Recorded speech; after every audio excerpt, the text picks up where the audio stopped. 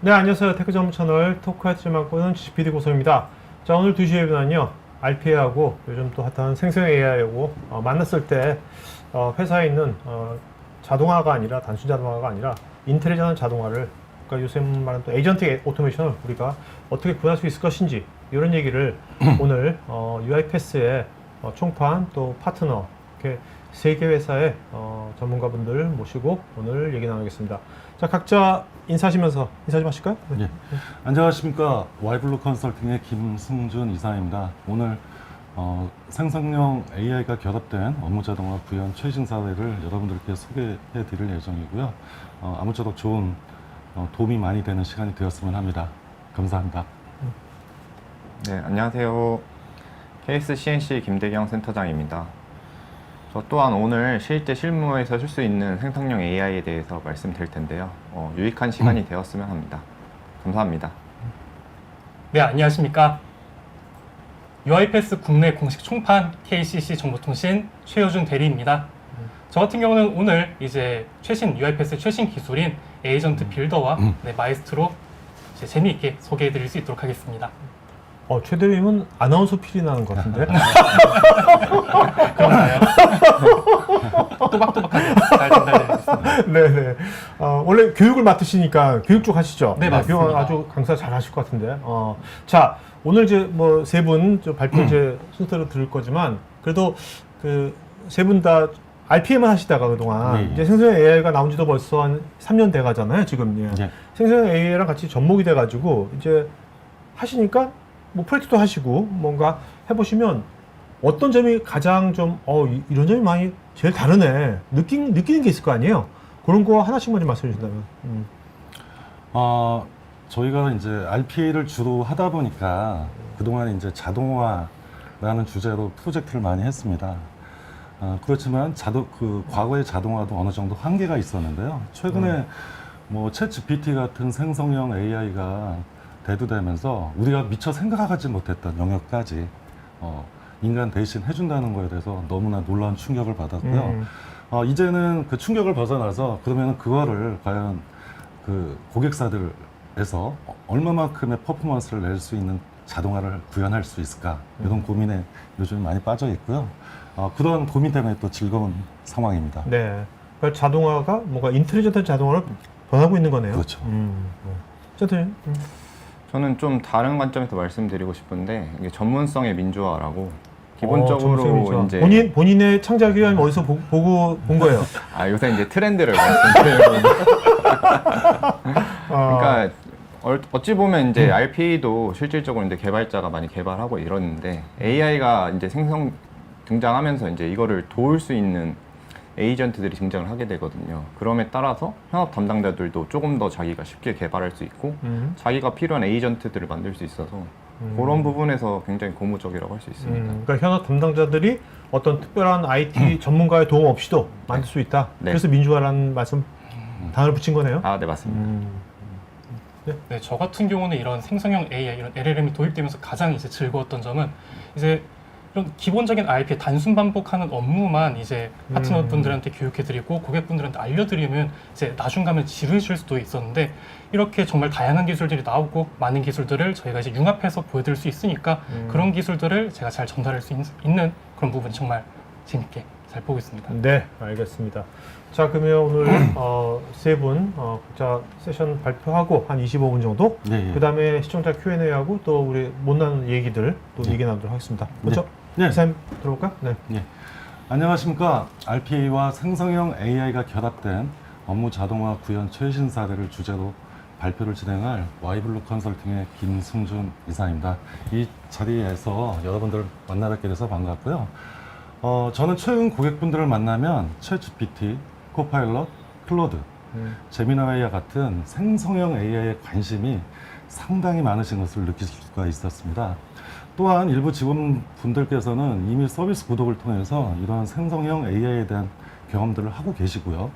그러나 이러한 생성형 AI를 회사 내 공통 업무에 대한 적용은 아쉽게도 많은 분들께서 방향과 규모에 대해서 고민만을 하고 계시는 상황인 걸 알 수 있었습니다. 그래서 이번 첫 섹션에서는 저희가 수행한 RPA와 생성형 AI가 결합된 업무 자동화 구현 및 과거 성공 사례에 대해서 소개를 드리고 이러한 사례가 여러분들께 도움이 될 수 있는 그러한 시간이 되도록 하겠습니다. 근데 이사님께서 수행한 사례들이죠? 예. 오케이. 작년 하반기에 저희가 이제 수행했던 그런 사례가 되겠고요.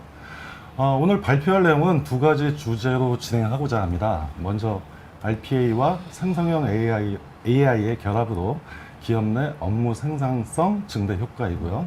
메일 기반 업무, PDF 문서 기반 업무, 그동안 룰 베이스의 RPA를 벗어난 영역에서의 RPA와 생성형 AI의 적용 사례이고요. 실제 고객사 업무 현황 및 개발 과정에 대해서 화면을 보시면서 설명을 드리도록 하겠습니다.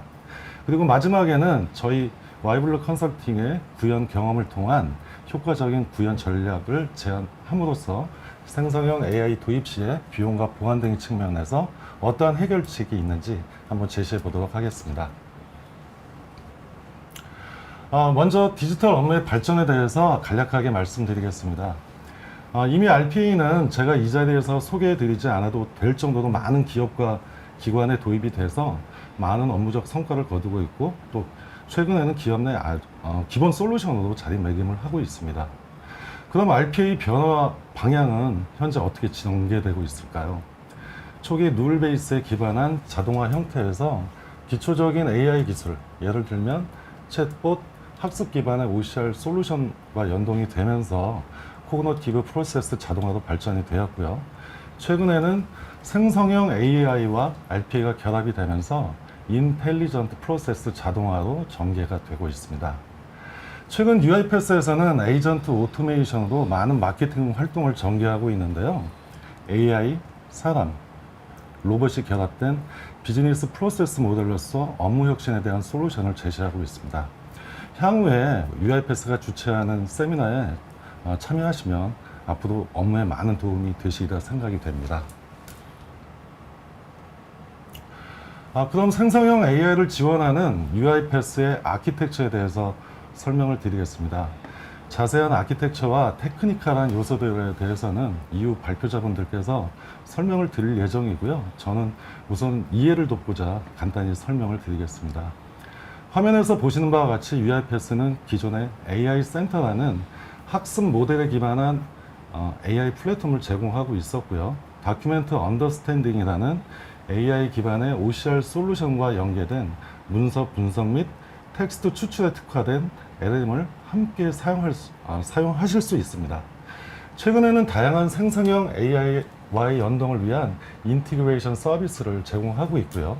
또한 UiPath 클라우드 서비스 내에 라이선싱된 GPT, 클로드, 제미나이를 퍼블릭 서비스와 별개로 별도 개별적인 가입 없이 UiPath 클라우드 안에서 통합하여 사용하실 수가 있습니다. 아까 UiPath 데이터 센터 안에 이런 LLM 서버들이 있는 거예요? 클로드라든지 예, 오픈AI, 맞습니다. 챗GPT 같은 것들이? 예, 연동이 되어 있고요. 그래서 각각의 그러한 생성형 AI 서비스를 고객분들이 가입할 필요 없이 통합해서 UiPath를 통해서 사용을 하실 수 있습니다.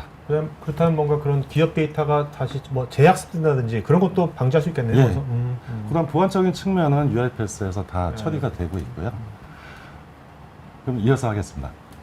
물론 UiPath의 AI 유닛이라는 라이센스 기반 하에서 가능한 것입니다. GPT, 클로드, 제미나이를 통합하여 업무 대상에 따라 선택적으로 사용 가능하다는 점은 사용자 입장에서 큰 이점이 되리라 생각을 하고 있고요. 현재 UiPath만이 유일하게 RPA 벤더 중에서 제공되고 있는 서비스라고 할 수 있습니다. 다음은 생성형 AI와의 연동 시 여러분들께서 가장 궁금하게 생각하실 수도 있겠는데요. 통합 개발 모델에 대해서 설명을 드리도록 하겠습니다. 지금 화면에서 보시는 바와 같이 UiPath에서 제공하는 RPA 개발 툴인 스튜디오에서 Gen AI 액티비티 커넥터와 액티비티를 사용하시면 다양한 서드파티에서 제공하는 대용량 언어 모델 LLM을 직접 활용하실 수가 있습니다. UiPath 개발 툴의 장점은 여러분들께서도 익히 알고 계시겠지만 워크플로우 기반의 노코드 기반 개발이 되겠는데요. 생성형 AI와 연동 시에도 이러한 기반 하에 Gen AI 액티비티를 통해서 표현식 편집기를 통한 프롬프트 작성 등의 연동 개발이 쉽게 구현이 가능합니다. 제가 오늘 소개해드리는 구현 사례에서도 이러한 장점을 이용해서 짧은 기간에 빠른 개발을 진행할 수 있었다는 점을 강조드리고 싶고요. 직접 화면으로 보면서 설명을 드리겠습니다. 이제 고객사 구현 사례에 대해서 본격적으로 소개를 해드리겠는데요. 고객사를 간단히 소개해드리자면 글로벌 비즈니스를 수행하는 국내 해운선사로서 벌크선이 주력인 해운선사가 되겠습니다. RPA는 2019년도부터 도입을 시작해서 현재 약 190개의 업무 과제를 자동화했고요. AI 기반의 OCR 서비스까지 추가 도입을 해서 일부 인보이스 내 텍스트 자동 추출 및 입력 자동화를 구현한 고객사입니다. 생성형 AI 도입 전에는 고객사 환경은 AI 기반의 OCR 솔루션 운영을 통해서 이미 머신러닝 학습에 대한 지식을 보유하고 계셨고요. 다양한 생성형 AI 서비스에 대한 사전 검토 및 테스트를 진행하고 계셨습니다. 그리고 또 일부 직원을 대상으로 해서 챗 GPT 구독을 지원하는 등 전사적인 도입 의지가 아주 강한 상태였습니다. 다음은 고객사에서 앞서 말씀드린 UiPath AI OCR인 DU 환경의 단계별 프로세스가 되겠습니다. 화면에서 보시는 바와 같이 RPA와 결합된 단계별 모델 학습을 경험하셨고요. DU 개발 프레임워크에서 앞서 말씀드린 문서 분석 및 텍스트 추출에 특화된 LLM을 병행해서 사용하신 경험으로 인해서 이후 생성형 AI 연동에 대한 접근이 담당자 입장에서는 좀 더 용이했다고 말씀드릴 수가 있겠습니다. 저 특화된 LLM 쓴 겁니까? 머신러닝을 쓴 겁니까? 지금 현재 다큐멘트 언더스탠딩에는 네. 그 머신러닝 학습 모델의 AI 플랫폼과 함께 문서에 특화된 LMM도 네네. 제공이 되고 있고요. 오케이. 두 가지를 다 사용할 네네. 수가 있습니다. 네.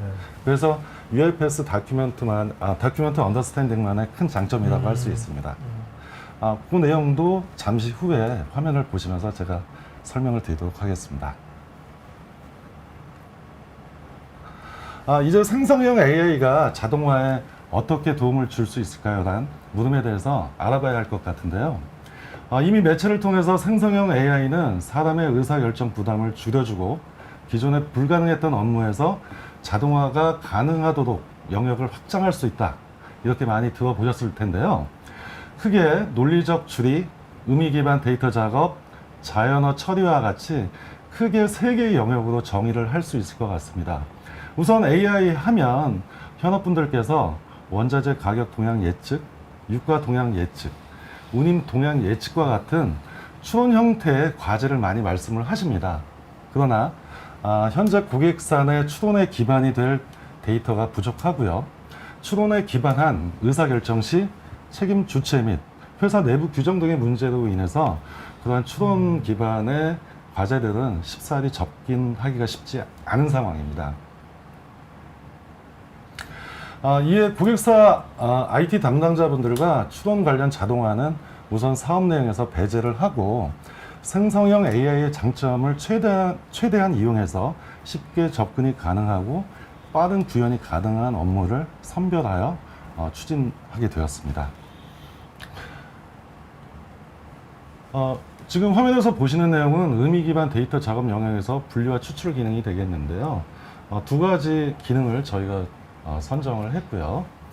자연어 처리 영역에서는 생성형 AI의 최대 강점이라고 할 수 있는 요약과 번역 기능을 최대한 활용해서 설명드릴 업무 과제에 구현을 하였습니다. 그리고 이후 설명드릴 업무 자동화 과제를 선정해서 작년 하반기부터 사업을 진행했고 올해 초에 마무리를 하였습니다. 지금부터는 RPA와 생성형 AI가 결합된 구현 사례에 대해서 설명을 드리도록 하겠습니다. 첫 번째로 메일 기반의 업무에 생성형 AI를 적용하여 업무를 혁신한 사례가 되겠는데요. 메일 관련 업무는 생성형 AI가 나오기 전에는 메일 내용 등에 대해서 자동화 추진이 가장 어려웠던 영역이기도 합니다. 그리고 본 업무는 선사의 용선에 대한 업무로서 세계 각지 브로커로부터 하루 24시간 수시로 수신하는 메일로서 다 외국어로 오겠네요. 예, 그렇습니다. 메일 본문과 같은 비정형 영역 내에서 화면에서 보시는 바와 같이 고객이 필요하는 일부 정형 데이터를 추출해서 데이터화하는 자동화 과제입니다. 이 업무 과제의 성과 및 프로세스 혁신은 메일에 의한 프로세스의 한계성으로 인해 업무 관련 데이터를 중앙화하지 못하고 개인 또는 팀이 개별적으로 관리할 수밖에 없는 한계를 벗어나서 중앙에서 데이터베이스화하고 사내 시스템에서 공유할 수 있다는 점이 되겠습니다. 이제 보시는 화면 내용은 UiPath 개발 툴인 스튜디오에서의 개발 과정이 되겠는데요. 워크플로우 내의 컨텐츠 제너레이션 액티비티에서 생성형 AI를 선택하고 프롬프트를 지정하는 내용이 되겠습니다. 이런 액티비티 화면 내에서 내가 원하는 각각의 생성형 AI 서비스를 선택해서 선정을 하실 수가 있고요. 개인이 작성한 화면에서 보이시는 그런 프롬프트를 LMM에게 전달해서 실행시키는 그런 과정이 되겠습니다. 화면에서 지금 보시는 내용은 앞선 단계에서 선택된 생성형 AI에 전달할 프롬프트 작성 화면이 되겠는데요. 개발자가 개발 툴에서 제공하는 이러한 편집기를 통해서 프롬프트를 작성하고 전달하는 과정과 산출된 아웃풋 값에 대한 처리를 로봇 프로세스가 이어받아 수행하는 과정을 통해서 전체 자동화 과제가 완료되게 됩니다. 이래서 별도의 생성형 AI와의 관련된 개발 과정 없이 RPA와 생성형 AI의 통합 형태로 스튜디오 안에서 일괄적으로 빠른 그리고 쉬운 구현이 가능합니다. 이번 화면은 최종 작업 결과물에 대한 예시가 되겠습니다. 생성형 AI를 통한 메일별 추출값을 고객이 원하는 포맷으로 정리한 내용이 되겠는데요. 메일 제목, 메일 본문, 또 프롬프트에서 정의된 아웃풋 형태로 엑셀 형태로 정리한 내용이 되겠습니다. 그러니까 생성형 AI가 아까 저 엑셀 저 스프레드시트로 다 만들어준다는 거죠? 예, 그렇죠. 저는 이제 로봇이 아웃풋 값을 가지고 또 개별적으로 후속 작업을 한 내용이 그러니까 되겠습니다. 외국어로는 메일의 저 내용을 의미를 파악해가지고 예, 저 표를 맞습니다. 만들어주는 거네요. 예, 예. 저 표를 다 중앙 관리하고. 예, 맞습니다. 다음은 그 PDF 문서 기반의 업무 생성형 AI 적용 사례가 되겠는데요. 해운 회사에는 이미 많은 BL들이 존재를 하는데요. 이런 BL을 생성형 AI에 접근해서 그 의미를 해석하고 거기서 특정 필요로 하는 데이터만 추출을 해서 또 사내 시스템에 입력하는 그런 단계가 되겠습니다. BL은 보통 화면에서 보시는 바와 같이 첨부 파일 형태로 날아오게 되는데요. 공통적인 그 데이터 값과 디테일한 개별적인 또 선발행 BL들이 같이 오게 되는데요. 이러한 내용들을 RPA와 생성형 AI가 해석을 해서 화면에서 보시는 바와 같이 앞서 설명드린 그러한 프레임으로 진행을 해서 데이터를 추출하는 과정이 되겠고요. 이 과제에서는 그 우측 하단에 보신 바와 같이 사람이 또 확인하는 그런 단계를 거치게 됩니다. 그래서 특정 값에 대해서 인계치에 미달하는 데이터가 디스플레이가 될 때에는 이렇게 또 담당자한테 호출해서 확인 과정을 거치게 되는 그런 과정을 거치기에 개발이 되어 있습니다. 지금 화면에 보시는 내용도 프롬프트가 되겠는데요. 앞서 그 메일 데이터에 대한 그 프롬프트와 좀 화면 구성이 다를 겁니다. 이게 앞서 제가 이제 고유성 PD님께 말씀드렸던 LMM 내부에 다큐멘트 언더스탠딩 내부에 있는 LMM을 활용할 때 쓰는 프롬프트고요. 네. 아무래도 문서에 특화된 그러한 LM이기 때문에 화면에서 보시는 바와 같이 키값, 밸류값 이런 거를 기입해서 LMM에 전달하는 형태로 구현된다는 점이 좀 다른 차이가 되겠습니다. 그래서 똑같이 BL상에 필요한 부분들을 조합을 해서 엑셀 형태로 행과 열로 구성된 2차원적인 구조의 데이터를 만드는 그런 형태의 과제가 되겠고요. 다음은 누ll 베이스의 RPA가 수행하지 못하는 영역에 대한 생성형 AI 적용 성공 사례가 되겠습니다. 이 부분은 뭐 간단한 그 업무 내용이 될 수도 있는데요. 최근 그 사내 직원들에게 복지 형태로 통신비를 제공하는 회사들이 많습니다. 그래서 매달 직원들이 통신비 영수증을 스캔을 떠서 뭐 담당 부서에 제출을 하게 되는데요. 주로 이제 메일에 첨부를 해서 제공하게 됩니다. 과거에는 그 여러분들이 이제 PDF 파일을 긁으면 이렇게 블로그도 잡히는 그런 형태의 PDF를 이제 담당자에게 제출하도록 요구받는데요. 그렇지 않은 경우도 있습니다. 스캔 문서로 오는 경우도 있고요. 그럴 경우에는 해독이 안 되기 때문에 다시 재제출하게끔 요청을 하는데요. 이번에 저희가 LMM에 저런 문서를 접목을 해보았습니다. 그랬더니 OCR과 기존 RPA를 넘어가는 그런 정도의 성능의 네. 데이터 추출력을 보였고요. 실제 저 지도 용지에서 저희가 모든 데이터를 가져오지는 않고요. 화면에 저렇게 블록 처리된 몇 개의 데이터만을 가져오는 내용들이고요. 효과적으로 또 LMM에서 추출하는 그런 결과를 보게 됐습니다. 그래서 화면에서 보시는 바와 같이 6개의 값을 추출하게 됐고요. 또 앞서 설명드린 바와 같이 로봇이 또 저러한 값을 전표 처리하는 그런 과정을 겪게 됩니다. 다음은 마지막 사례가 되겠는데요. 이번에는 OCR이 수행하지 못하는 영역의 생성형 AI 적용 성과 사례가 되겠습니다. 앞에 보시는 그 서류의 표지는 그 신용평가 자료가 되겠습니다. 글로벌 비즈니스를 수행하는 회사 같은 경우에는 유료 서비스로서 그 해외 또는 국내 기업에 대한 신용평가 자료를 서비스를 받고 있는데요. 이 경우도 PDF로 전달이 됩니다. 그럼 보통 양이 13페이지에서 18페이지에 이르는 양이 되겠는데요. 영문으로 되어 있는 경우에는 아무래도 구독력이 떨어지게 되죠. 그리고 다양한 내용들이 있어서 실제 필요한 내용만 빠르게 접근할 수가 없습니다. 그래서 이번에 저희가 이 내용을 LMM으로 전달을 하고 LMM의 가장 강력한 기능이 요약 기능과 번역 기능을 이용해서 앞에 화면에 보신 바와 같이 고객이 필요로 하는 항목으로 축약을 하고 또 저 축약 내용을 데이터베이스화해서 이력을 남기는 그런 이제 업무과제 구현은 자동화 구현을 했고요. 또 이런 축적된 데이터를 이용해서 그 고객 그 거래처 업체의 뭐 재무 현황 변동 사항이라든지 선박 변동 사항에 대한 데이터도 또 추가적으로 표 형태라든지 다양한 방식으로 볼 수가 있습니다. 이상으로 구현 사례 소개는 마치고요. 마지막으로 구현 경험을 통한 효과적인 구현 전략에 대해서 간단하게 말씀드리겠습니다.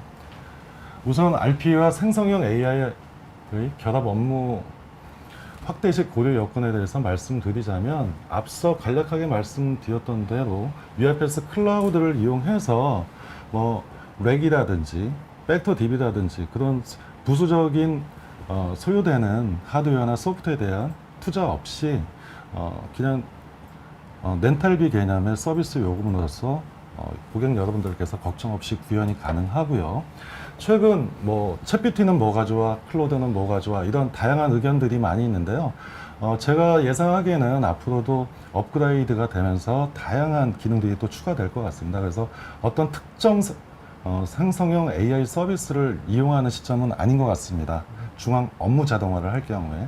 그래서 지금 단계에서는 UFS에서 제공하는 통합 게이트웨이를 통해서 다양한 생성형 AI를 선택적으로 이용할 수 있다는 또 그런 기능을 이용해서 비용적인 측면도 전략할 수 있다는 부분을 좀 제안드리고 싶고요. 보안적인 부분은 이미 국내외 보안 거버넌스에 컴플라이언스에 해당되는 모든 요건을 충족한 그런 서비스를 제공하고 있기 때문에 크게 염려하실 필요가 없고요. 그리고 가장 중요한 게 있죠. 생성형 AI 서비스를 사용하실 때 우리 사내의 데이터가 밖으로 유출이 돼서 학습이 되지 않을까 그런 고민들이 많으신데요.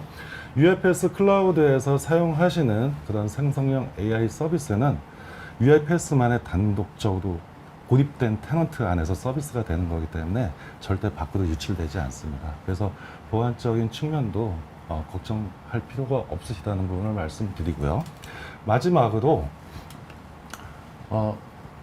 생성형 AI와 RPA 역할에 대해서 마지막으로 말씀을 드리고 마치도록 하겠습니다.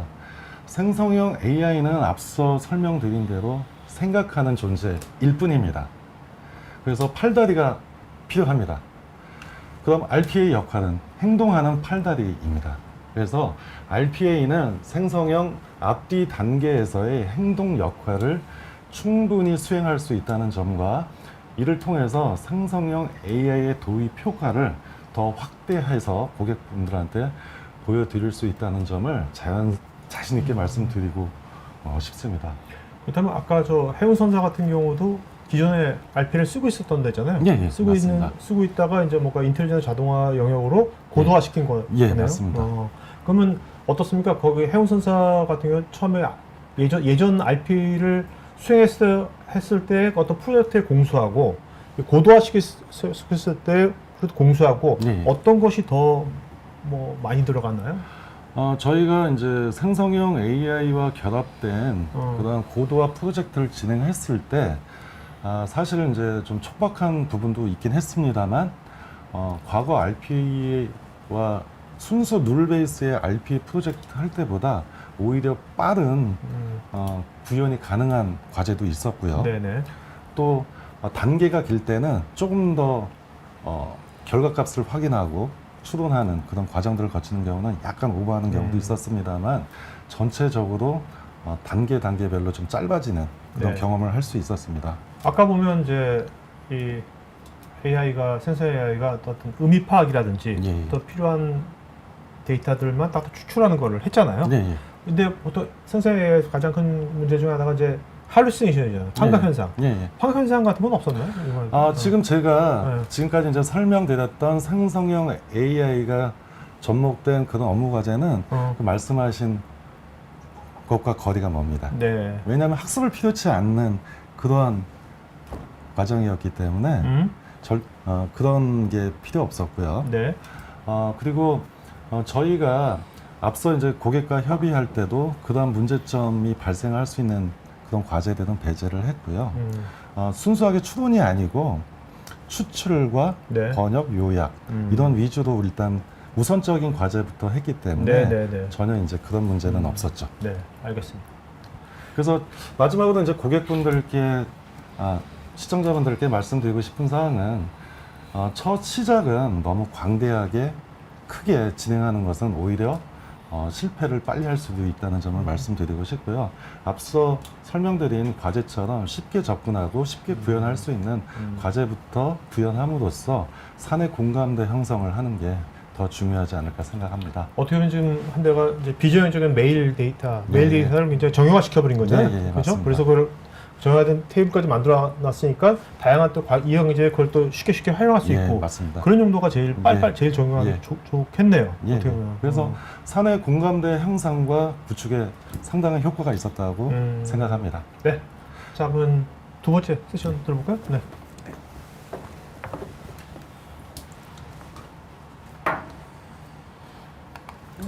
네, 안녕하세요. 이번 세미나에서 에이전틱 오토메이션을 주제로 발표를 맡게 된 KSCNC의 김대영 센터장입니다. 저도 이제 최근 많은 고객분들 만나뵈면 이런 질문들을 자주 하시는데요. 우리 회사는 AI를 어떻게 활용해야 될까? 그리고 또는 비즈니스 AI를 접목하려면 어떤 영역부터 시작하는 게 좋을까? 이런 질문들을 많이 던지시는데요. 이처럼 AI 도입에 대한 관심은 높지만 실제 적용 방법에 대한 고민이 많은 상황입니다. 오늘 이 자리에서는 KSCNC가 직접 수행한 AI 프로젝트 사례를 바탕으로 그 해답을 함께 고민해보는 시간을 갖고자 합니다. 오늘 말씀드릴 내용은 크게 세 가지 주제로 구성했습니다. 첫 번째는 에이전틱 오토메이션 기반 업무 문서 혁신입니다. 많은 사무 업무들은 실제 문서 처리에 집중되어 있는데 이를 AI를 어떻게 적용할 수 있는지 그 부분을 살펴보도록 하겠습니다. 두 번째는 맞춤형 AI 비서 구축 사례입니다. 월 수천 건 이상 발생하는 고객 문의를 AI와 RPA로 자동화해서 처리한 실제 사례를 공유드리도록 하겠습니다. 마지막은 RPA와 젠 AI를 융합한 에이전틱 오토메이션 구축 전략입니다. 단순 기술 적용을 넘어서 전략적으로 어떻게 AI를 비즈니스에 도입할 수 있는지 구체적으로 말씀드리는 시간을 갖도록 하겠습니다. 일단 첫 번째 주제는 에이전틱 오토메이션 기반 문서 업무 혁신입니다. 앞서서 보셨듯이 대부분의 사무 업무는 문서 처리와 관련이 깊습니다. 그래서 예를 들어 뭐 영수증, 가족관계 증명서, 그런 일상 문서부터 현적 서류, 신용장 같은 비즈니스 문서까지 다양합니다. 과거에는 아시겠지만 이러한 문서들을 사람이 직접 수기로 써서 처리를 했는데 이제는 그거를 AI가 자동으로 처리해주는 시스템이 점차 자리 잡고 있습니다. 더 나아가 문서의 내용을 스스로 파악하고 필요한 자료까지 생성해주는 단계로 진화하고 있습니다. 그래서 그런 부분들을 함께 살펴볼 예정입니다. 일단 기초적인 좀 개념을 이해를 하셔야 문서 AI 자동화를 좀 이해를 하실 수 있을 텐데요. 첫 번째로는 일단 OCR이라는 기술을 알아야 합니다. 물론 OCR이라는 기술에 대해서 알고 계신 분도 계시겠지만 처음 듣는 분들을 위해서 다시 한 번 더 좀 설명을 드리도록 하겠습니다. 일단 OCR은 이미지에서 문자를 추출해 텍스트로 변환하는 기술을 말합니다. 예를 들어 일상생활에서 보시면 직장인분들은 리멤버 앱을 많이 쓰시는데 그 리멤버에서 명함을 촬영하면 정보가 이제 자동으로 저장되는 거, 그리고 이제 대체적으로 이제 네이버에서 영수증 리뷰를 많이 하는데 영수증을 찍으면 식당 정보들이 나오는 것도 OCR의 한 예라고 보시면 될 것 같습니다. 근데 하지만 비즈니스에서는 중요한 게 이제 대량의 문서건을 처리를 하는 건데 이렇게 이제 수천 건 이상 대량 문서가 발생이 되면 지금 사용하는 단순 OCR만으로는 좀 부족합니다. 바로 이때 필요한 것이 AI랑 자동화를 결합한 IDP, 즉 인텔리전트 다큐먼트 프로세싱 기술이 필요합니다. 일단 IDP 기술 자체는 이제 다큐먼트 언더스탠딩이라고 이제 UiPath에서 이렇게 불리는데요. 형식과 위치가 일정하지 않은 문서라도 AI가 내용을 인식하고 필요한 데이터를 추출하는 기술을 말을 합니다. 그리고 최근 같은 경우에는 정형 문서뿐만 아니라 비정형 문서까지 대량으로 처리할 수 있기 때문에 실제 비즈니스 현장에서 매우 효과적이라고 할 수 있습니다. 지금 보시는 것과 같이 다큐먼트 언더스탠딩 기술이 활용되는 분야는 좀 많은데요. 그리고 대표적으로 이제 저희가 프로젝트를 하는 사례를 보면 뭐 인보이스, 그리고 선화증권, 세일즈 오더 문서 등을 통해서 실제 저희가 문서 AI 자동화를 처리하고 있다고 볼 수 있겠습니다. 뭔가 돈이 왔다 갔다 하는 문서들이 많네요. 네, 그렇죠. 이제 실제 이제 거래에 관련된 문서들을 주로 진행하고 있습니다. 그래서 실제 이제 화면에 보시면 이런 식으로 이제 다큐먼트 언더스탠딩이 진행된다라고 보시면 될 것 같은데요. 방금 보신 거와 같이 예를 들어 한국 영수증을 OCR 기술로 이렇게 스캔을 하게 되면 텍스트가 추출이 되고 그 텍스트를 기반으로 해서 AI가 이제 카테고리를 분류를 합니다. 그래서 사업자명, 주소, 전화번호 등의 항목을 자동으로 분석하고 분류하는 모습들을 볼 수 있습니다. 이거를 AI가 알아서 자동으로 처리한다고 보시면 될 것 같습니다. 뒤에 이제 추가적으로 보시는 문서들은 생각보다 일상생활에서 많이 쓰고 있지만 복잡한 형태를 띠고 있는데요. 뭐 진료비 계산서, 약제비 계산서와 같이 항목이 복잡한 문서들도 다큐먼트 언더스탠딩 기술을 통해서 손쉽게 분류하고 체계적으로 관리할 수 있습니다. 저희 KSCNC에서는 제조부터 금융까지 다양한 산업군에서 이 기술을 적용한 프로젝트들을 다수 수행해 왔는데요. 이거를 실제 영상을 통해서 함께 보시도록 하겠습니다. 안녕하세요. DU 경력 증명서 처리 프로세스에 대해 설명드리도록 하겠습니다. 프로세스 설명에 앞서 DU에 대해 설명드리면 AI를 통해 정형, 비정형 문서 처리 가능한 솔루션입니다. DU 프로세스는 다음과 같습니다. 문서 유형의 필드를 정의한 후 해당 부분을 AI가 학습하고 머신러닝 기반으로 분류 검증하는 작업입니다. DU 원리는 다음과 같습니다. 우선 해당하는 파일들을 업로드하면 해당 위치 키 값을 인식시켜 반복 학습을 수행합니다. 이러한 DU 기술을 활용한 프로젝트 사례를 설명드리도록 하겠습니다. 해당 과제는 경력 증명서에 필요한 문서들을 처리하는 프로젝트입니다. 우선 경력 증명서를 PDF로 변환 후 DU에 업로드합니다. DU에서 추출한 데이터를 기반으로 사업자 등록증 조회를 진행합니다. 해당 사업자 등록증 조회 결과를 엑셀 파일에 정리하고 해당 데이터를 분류체계에 맞게 작성합니다. 실제 작업 세부 내역들을 살펴보면 여권, 자격증, 경력증명서 및 사업자 등록증 문서 데이터를 확인할 수 있습니다. 해당 시연을 통해 AI 기반 DU 기술의 다양한 문서 처리 과정을 살펴보았습니다. 시청해주셔서 감사합니다.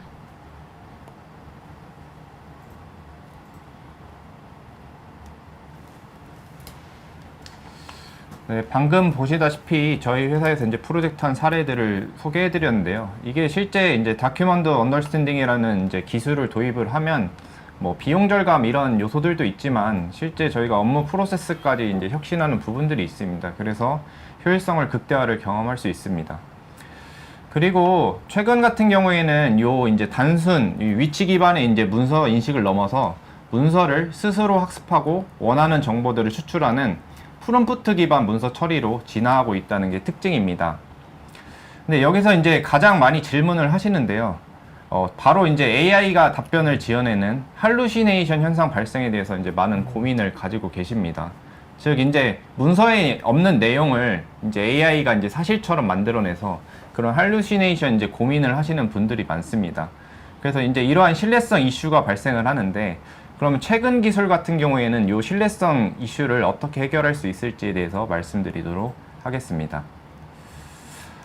이제 문서 AI 자동화에서 발생할 수 있는 이제 신뢰성을 해결하기 위한 핵심 기술이 이제 컨텍스팅 그라운딩이라는 기술입니다. 이 기술은 이제 AI가 비즈니스 과정에서 문서 맥락을 이해한 상태에서 보다 정확하고 신뢰성 있는 응답을 생성하도록 지원하는 기술입니다.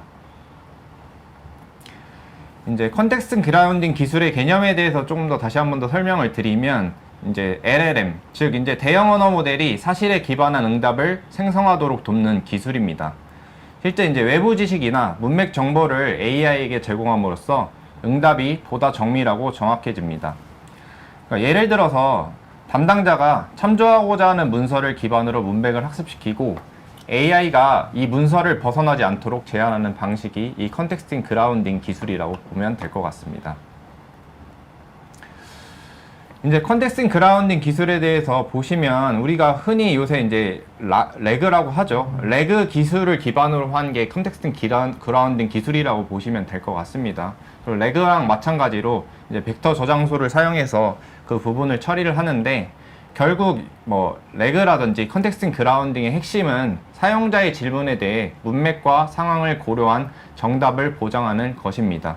그래서 이런 부분들이 탑재가 되었기 때문에 실제 문서를 집어넣게 되면 그 안에서 답변을 하는 부분들을 볼 수가 있습니다. 그래서 이러한 과정들을 통해서 정확도 높은 응답을 제공하고 할루시네이션을 예방할 수 있다라고 보시면 될 것 같습니다. 그러면 이제 UiPath 안에 플랫폼 안에 저 레그를 구현할 수 있는 것도 같이 들어가 있는 거예요? 그러면? 네, 레그가 이미 탑재가 됐고요. 네. 탑재가 된 상태에서 문서를 집어 넣기만 하면 알아서 얘가 학습을 하는 그런 플랫폼으로 되어 있기 때문에 쉽게 담당자들이 그냥 문서만 업로드를 하면 알아서 분류를 해주는 그런 기술이라 보시면 될 것 같습니다. 그러니까 뭐 보통 이제 레그를 처음부터 만들려면 보통 기업에서 뭐 랭체인서부터 해가지고 막 만들잖아요. 네. 그런 걸 생각할 필요 없이 그냥 하면 되는 거네요. 그렇죠. 그러니까 UiPath UI에서 그냥. 네. 오케이.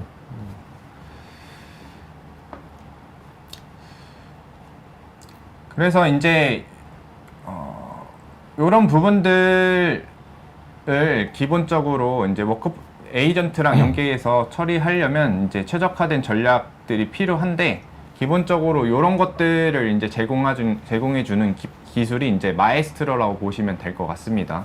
그래서 처음에는 이제 특정 다른 솔루션들 같은 경우에 이제 AI 하나에만 이제 초점을 맞췄다라고 하면 마에스트로는 아까 다큐먼트 언더스탠딩과 컨텍스팅 그라운딩 기술이 있어가지고 같이 통합 제공하면서 AI를 비즈니스 전반에 최적화돼서 활용할 수 있도록 지원합니다.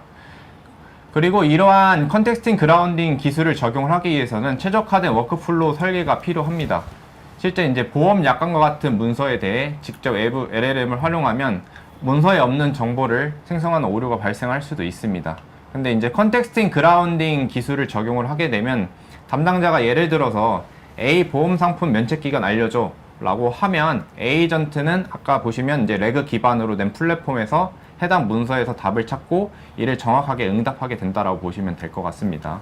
그래서 이처럼 문서 AI를 자동화를 실현하기 위한 이제 솔루션이 아까 UiPath 마에스트로 말씀드렸는데 그런 것들이 포함되어 있기 때문에 UiPath 마에스트로를 사용을 하게 되면 비즈니스를 최적화할 수 있다 이렇게 말씀드릴 수 있겠습니다. 그리고 이제 이것도 자주 질문하시는 부분들이 있는데 실제 이제 기업들이 대부분 고민하신 게 이제 내부 데이터 보안 같은 유출 같은 문제 어떻게 처리할 것이냐 이런 부분들을 많이 고민을 하시는데요. UiPath 같은 경우에는 AI 트러스트 레이어를 구축을 하고 있습니다. 그래서 API 키 관리 그리고 데이터 추적, 응답 검증 이런 것들을 다양한 요소들을 체계적으로 관리할 수 있도록 통합 플랫폼을 구축하고 있기 때문에 그런 내부 데이터가 유출된다던가 그런 부분들을 고민하지 않으셔도 될 것 같습니다. 그래서 이제 UiPath 마에스트로는 신뢰성과 보안을 갖춘 에이전틱 플랫폼으로 비즈니스 전반의 AI 활용을 한 단계 끌어올릴 수 있는 장점이 있다라고 보시면 될 것 같습니다. 이제 두 번째 주제에 대해서 말씀드릴 건데 지금까지 보시면 이제 지금까지 한 주제들은 어찌 보면 이제 대규모와 관련된 주제들을 좀 설명을 드렸다라고 하면 이제 실제 현업 담당자들이 쓸 수 있는 개인 맞춤형 AI에 대한 조금 얘기를 하려고 합니다. AI는 아시겠지만 이제 조직 단위의 대규모 적용도 중요합니다. 하지만 저희 입장에서 보면 실무자 개개인이 이게 손쉽게 사용할 수 있는 형태로 도입되는 것도 굉장히 중요하다 보거든요. 그래서 아까도 앞에서 이제 전문성의 민주화에 대해서도 설명드렸지만 그 얘기를 한번 같이 나눠보려고 합니다. 일단 많은 실무자들이 이제 저희에게 이제 얘기하시는 부분들이 회사에서 이제 AI를 실제 써라 라고 하면 이거를 정작 어떻게 활용해야 될지 모르겠다는 고민을 많이 갖고 계시더라고요.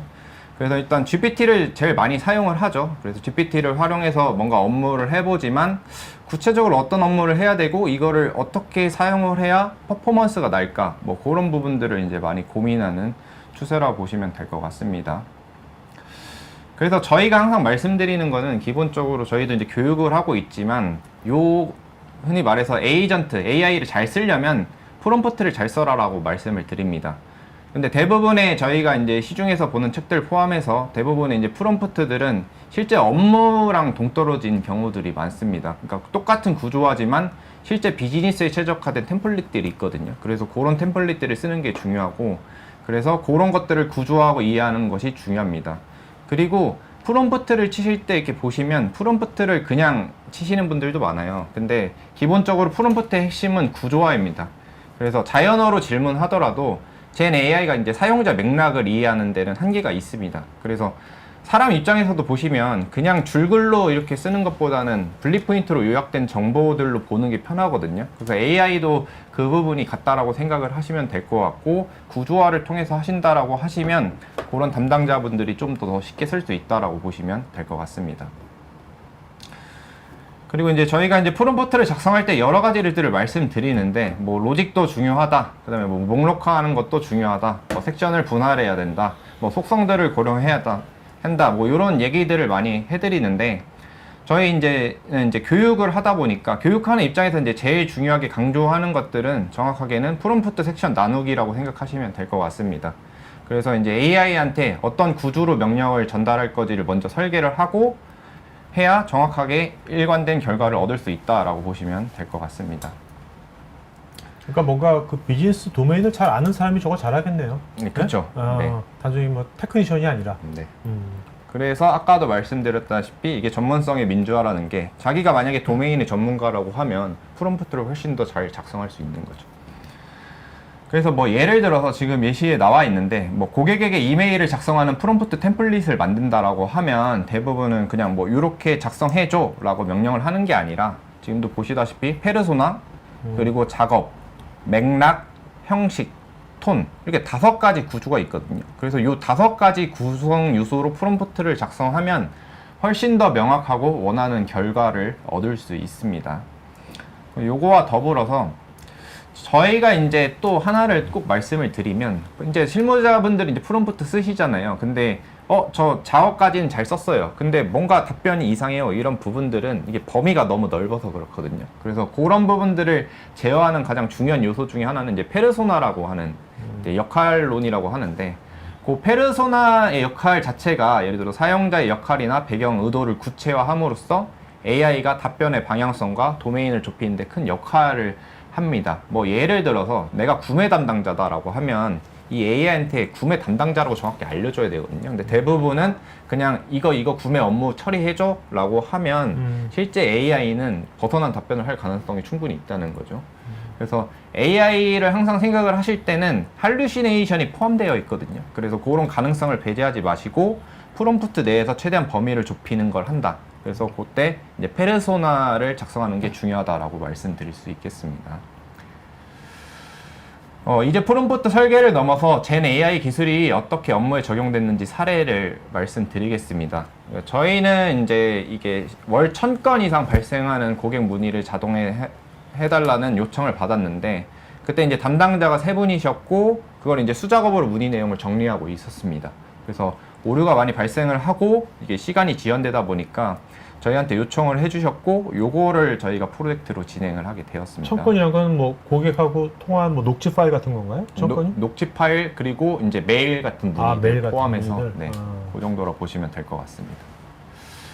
그래서 업무 프로세스는 다음과 같은데 간단하게 설명드리면 일단은 담당자가 일단은 녹음을 합니다. 녹음 같은 경우는 핸드폰으로 이제 자동 녹음되는 그런 부분들을 의미를 하고요. 그거를 이제 로컬 파일에 저장을 하면 RPA가 다시 구글 드라이브에 업로드를 하고 저희는 이제 이 텍스트를 녹음 파일을 변환을 해야 되기 때문에 네이버 클로버 노트를 사용을 했고요. 그거를 이제 챗GPT가 받아서 그 텍스트를 분석해서 엑셀로도 정리해주고 대시보드도 만들어주고 뭐 이런 역할들을 한 자동화라고 보시면 될 것 같습니다. 그래서 일단 뭐 아키텍처 측면에서 가볍게 다시 한 번 더 설명드리면 핵심은 2가지라 보시면 되는데 STT 기술을 활용해가지고 음성을 텍스트로 변환했다는 부분 하나, 그리고 GPT API를 활용을 해서 하나는 엑셀 파일로 정리를 하고 하나는 대시보드를 작성하고 뭐 그런 부분들을 하고 전 과정은 이제 RPA로 자동화를 했다라고 보시면 될 것 같습니다. 관련해서 한번 영상을 보도록 하겠습니다.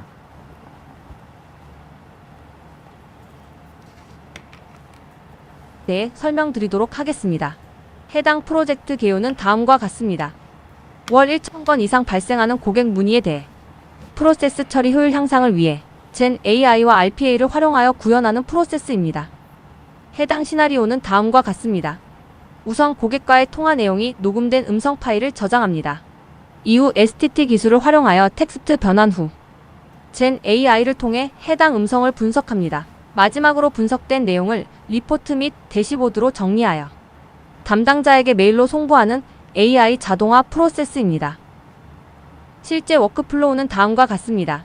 로컬 폴더에 저장된 녹음 파일을 자동으로 네이버 클로바에 업로드하면 챗GPT API를 사용해서 구글 스프레드시트와 엑셀 대시보드 시각화를 작성하고 담당자에게 메일을 보내는 방식으로 진행됩니다.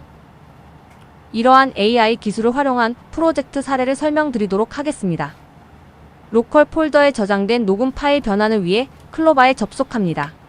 클로바에 녹음 파일을 업로드하고 STT 기술을 활용하여 녹음 파일을 텍스트로 변환합니다. 이후 게시판에 접속하여 게시판 문의글도 함께 데이터를 수집합니다. 해당 작업 직후 챗GPT API를 사용하여 구글 스프레드시트 작업 및 대시보드 작업을 완료합니다. 완료한 작업들은 다음과 같이 구글 스프레드시트와 대시보드로 시각화되며 최종 결과물을 담당자에게 메일로 송부합니다. 지금까지 AI와 RPA를 활용한 고객 문의 자동화를 살펴보았습니다. 시청해주셔서 감사합니다. 이렇게 해가지고 아까 저 3명이 담당자 3명 있었잖아요. 그 3명이 얼마큼 좋아졌어요? 지금 그거 말씀드릴 텐데, 네네. 네. 이 프로젝트를 통해서 월 월 1000건 이상 이제 시간이 발생했는데, 약 담당자 3명분의 한 90시간 정도를 절감을 할 수 있었거든요. 3명 합쳐가지고 90분? 네. 90시간. 90시간? 네. 한 달에 발생하는 꽤 이제 크다, 90시간. 90시간. 왜냐면 1000건 이상씩 하다 보니까 이게 네. 담당자들이 1시간씩 쓰거든요, 기본적으로. 네. 네. 그러면 꽤 이제 시간이 많이 발생을 하는데, 음. 이걸 통해서 이제 90시간 이상 절감할 수 있었다라고 보시면 될 것 같습니다. 그리고 제가 뭐 말씀드리고 싶은 거는 90시간 절감했다 이런 부분들보다 아까도 말씀드렸지만 초기에는 요걸 이제 개발자가 개발을 했어요.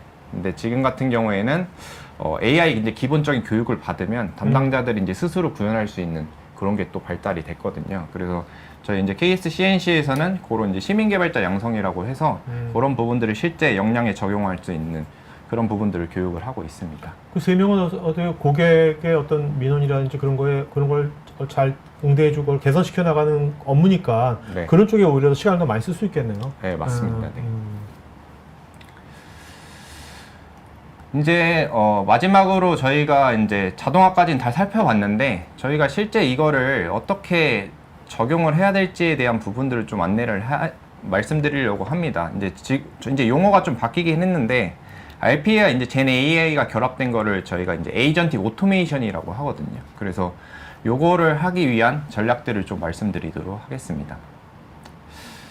일단 첫 번째로 에이전틱 오토메이션의 가장 핵심이 되는 요소를 좀 아셔야 되는데 그게 바로 이제 에이전틱 AI라는 부분입니다. 이제 가트너라는 이제 공신력 있는 기관에서 에이전틱 AI라는 것을 이제 2025년 주요 기술 트렌드 중 하나로 선정을 했습니다. 그리고 향후 3년 내에 이 기술을 제대로 이해하고 활용하는 기업이 시장에서 경쟁 우위를 점할 것으로 보고 있는데요. 이제 그 에이전틱 AI에 대해서 좀 알고 계셔야 되는데 다시 말씀드리면 이제 AI 에이전트랑은 정확하게 다른 개념입니다. 그래서 에이전틱 AI는 단순하게 이렇게 자동화하는 걸 의미를 하는 게 아니라 스스로 자기가 판단하고 실행하고 개선할 수 있는 AI를 의미를 합니다. 즉 예를 들어 사용자가 이제 명령을 내리면 얘가 의도를 알아서 파악하고 그 맥락에서 이제 최적화된 결과물을 제출을 하는 게 에이전틱 AI라고 보시면 될 것 같고요. 아마 향후 3년 안에 AI가 이제 뭐 개인화라든지 효율성 증가라는 측면에서 비즈니스 중심축이 될 것으로 생각이 됩니다. 결국에 이제 이렇게 되게 되면 이제 담당자들이 각 에이전트들을 이제 갖게 되는 현상이 발생을 하게 되는데요. 그러면 그 에이전트들을 이렇게 통합적으로 관리할 수 있는 플랫폼이 굉장히 중요해집니다. 그러니까 AI가 이렇게 여러 개로 흩어져 있으면 비효율이 발생을 할 수도 있기 때문에 그거를 관리할 수 있는 플랫폼이 중요한데 아까 소개해드렸다시피 UiPath Maestro가 그런 통합 플랫폼으로 진화를 하고 있습니다.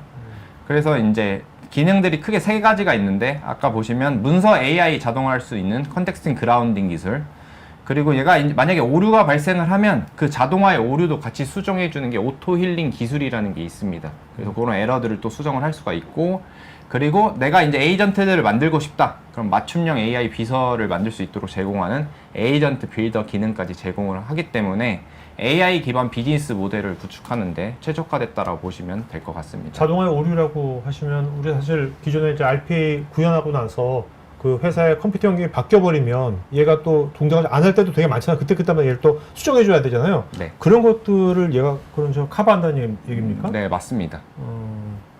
그런 기술까지 도달했다라고 보시면 될 것 같습니다. 그리고 이제 뭐 간단하게 전략 다시 말씀드리면 AI 뭐 도입하는 것도 중요하지만 결국엔 전략 수립을 해야 되는데 저희가 보는 전략 수립은 한 4단계 정도로 보고 있습니다. 그래서 일단은 초기 단계에서 제일 중요한 거는 도입해야겠다 이것보다는 실무 중심에 한번 사전 교육을 받아보시는 게 제일 중요하다고 생각을 합니다. 그래야 이제 에이전틱 AI를 어디다 적용할 수 있을지에 대한 부분들이 세울 수 있게 되거든요. 그 이후에 이제 POC랑 파일럿 프로젝트들을 통해서 한번 경험을 하시고, 그리고 도입하고 나서 운영과 내재화를 하실 때 그런 교육들도 같이 병행을 하시면 충분한 AI 전환이 가능하다라고 보시면 될 것 같습니다. 그리고 저희가 이제 중요하다 보는 거는 결국에는 뭐 로드맵도 중요하지만 이 실무자 관점에서 도입했을 때 어떻게 더 조정을 해야 되는가에 대한 포인트도 있는데요. 기본적으로 구체적인 체크리스트들을 가져가시는 게 좋을 것 같습니다. 그래서 인력 측면이라든지 조직, 기술, 프로세스 여러 요소들을 고려를 하시고 그 도입 시 발생할 수 있는 리스크들을 최소화하는 게 좋습니다. 그리고 제일 중요하다고 생각하는 거는 결국에는 이런 에이전틱 오토메이션을 많이 구축해 본 파트너와 함께 하는 게 중요하다고 생각을 하는데요. 일단 저희의 에이전틱 오토메이션의 최종 목표라고 생각하는 거는 단순한 기능 구현이 아니고 업무 기획부터 생산, 그리고 고객 전달에 이르기까지 전 구간을 자동화하는 게 실제 에이전틱 오토메이션의 목표라고 생각합니다. 그래서 이제 진정한 엔드-투-엔드 자동화를 하는 게 핵심이고 그게 저희 KSCNC에서 하고자 하는 목표라고 보시면 될 것 같습니다. 네. 마지막으로 저희 간단하게 회사 소개하고 마치도록 하겠습니다. 일단 저희 KSCNC는 업무 자동화 분야의 구축 및 교육 서비스를 전문적으로 제공하는 기업이고요. 그리고 특히 국내 주요 제조 대기업을 대상으로 한 대규모 RPA 구축 경험과 이를 기반으로 한 체계적인 전문 교육 프로그램을 제공하고 있습니다. 그리고 컨설팅, 시스템, 구축, 운영, 교육까지 저희가 원스톱 솔루션을 같이 제공을 하고 있고요. 그리고 이제 다수의 대기업과 공공기관의 업무 자동화 프로젝트를 성공적으로 수행했고, 그 결과 국내 1위 수준의 프로젝트 구축 역량을 확보하고 있습니다. 그리고 전문 교육센터도 저희가 운영을 하고 있거든요. 그래서 아까 말씀드렸다시피 실무 중심의 커리큘럼과 그런 것들이 있으니 기업 내부 인력 양성에도 관심이 있으시면 연락 부탁드리겠습니다. 이상으로 발표를 마치겠습니다. 네, 지금까지 에이전틱 오토메이션이라는 주제로 발표를 진행한 KSCNC 김대경 센터장이었습니다. 경청해 주셔서 감사합니다. 네. 자, 그러면 이제 세션 3 바로 갈까요? 네. 네, 안녕하세요. 이번 UiPath 최신 동향 그리고 이제 새로 나온 에이전트 빌더와 마에스트로 제가 소개를 해드리게 됐는데요. 어떻게 보면 이제 저희 에이전틱 오토메이션이라는 말을 처음 들으신 분들도 많으실 거고요. 아니면은 좀 자주 들으셨던 분들도 있으셨을 거예요. 그래서 어떻게 하면은 이런 에이전틱 오토메이션을 더 잘 이루어갈 수 있을지 같이 한번 이야기를 해보도록 하겠습니다.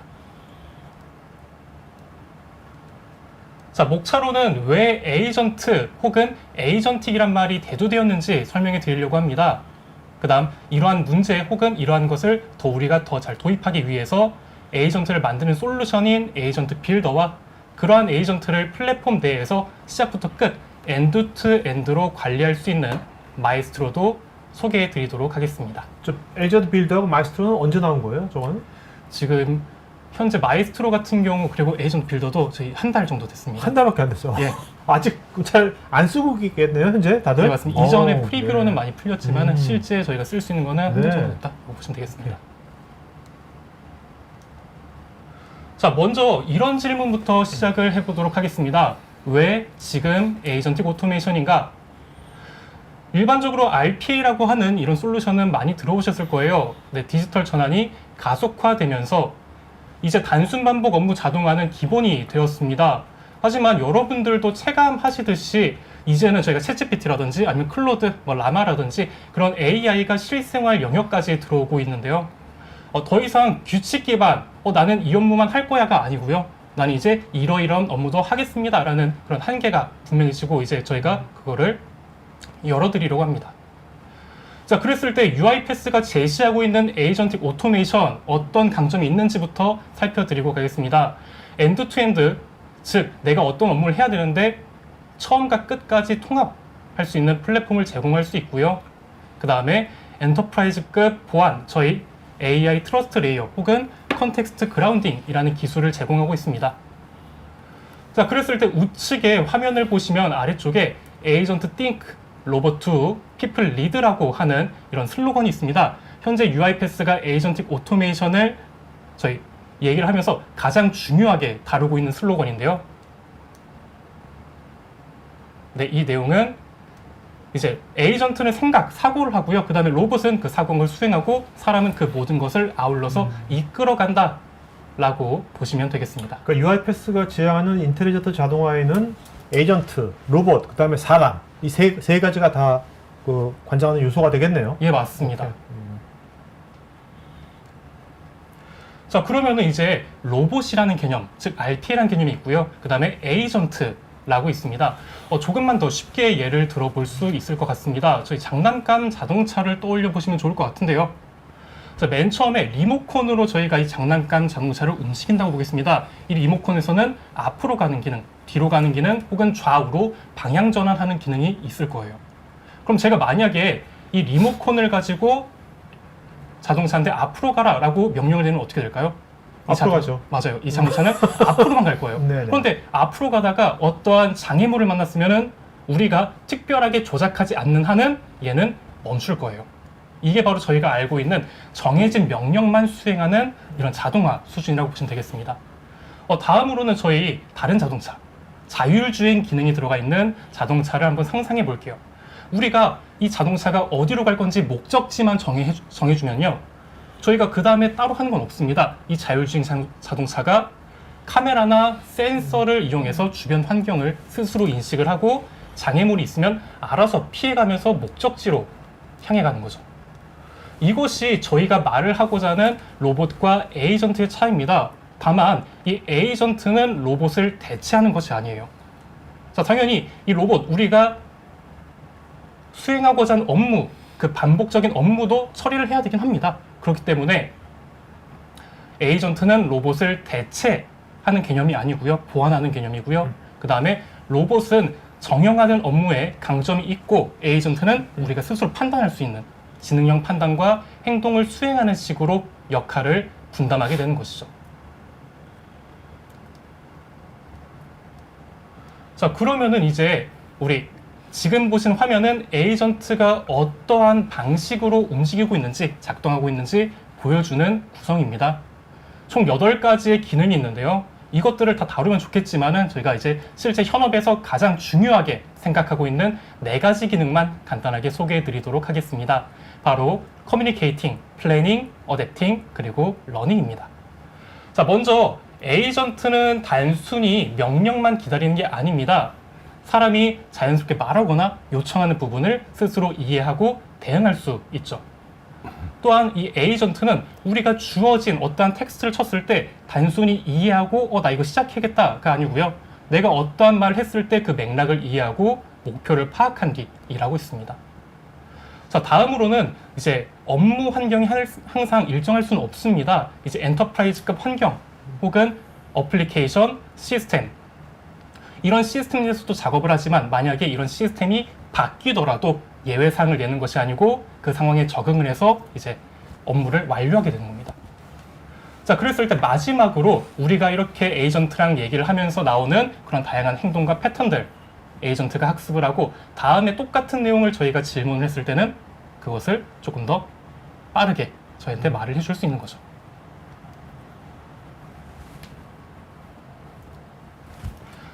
자, 그러면은 저희가 이제 간단하게 에이전트라는 개념에 대해서 알아봤습니다. 그러면은 이 에이전트를 UiPath에서는 어떻게 개발할까요?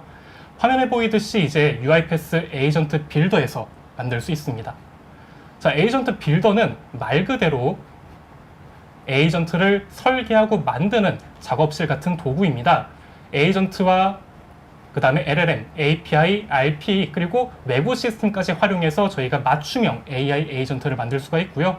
필요한 기능을 끌어다가 조립하고 그 다음에 상황에 맞게 저희가 이제 사용자화를, 유저화를 시켜주는 플랫폼이라고 보시면 되겠습니다.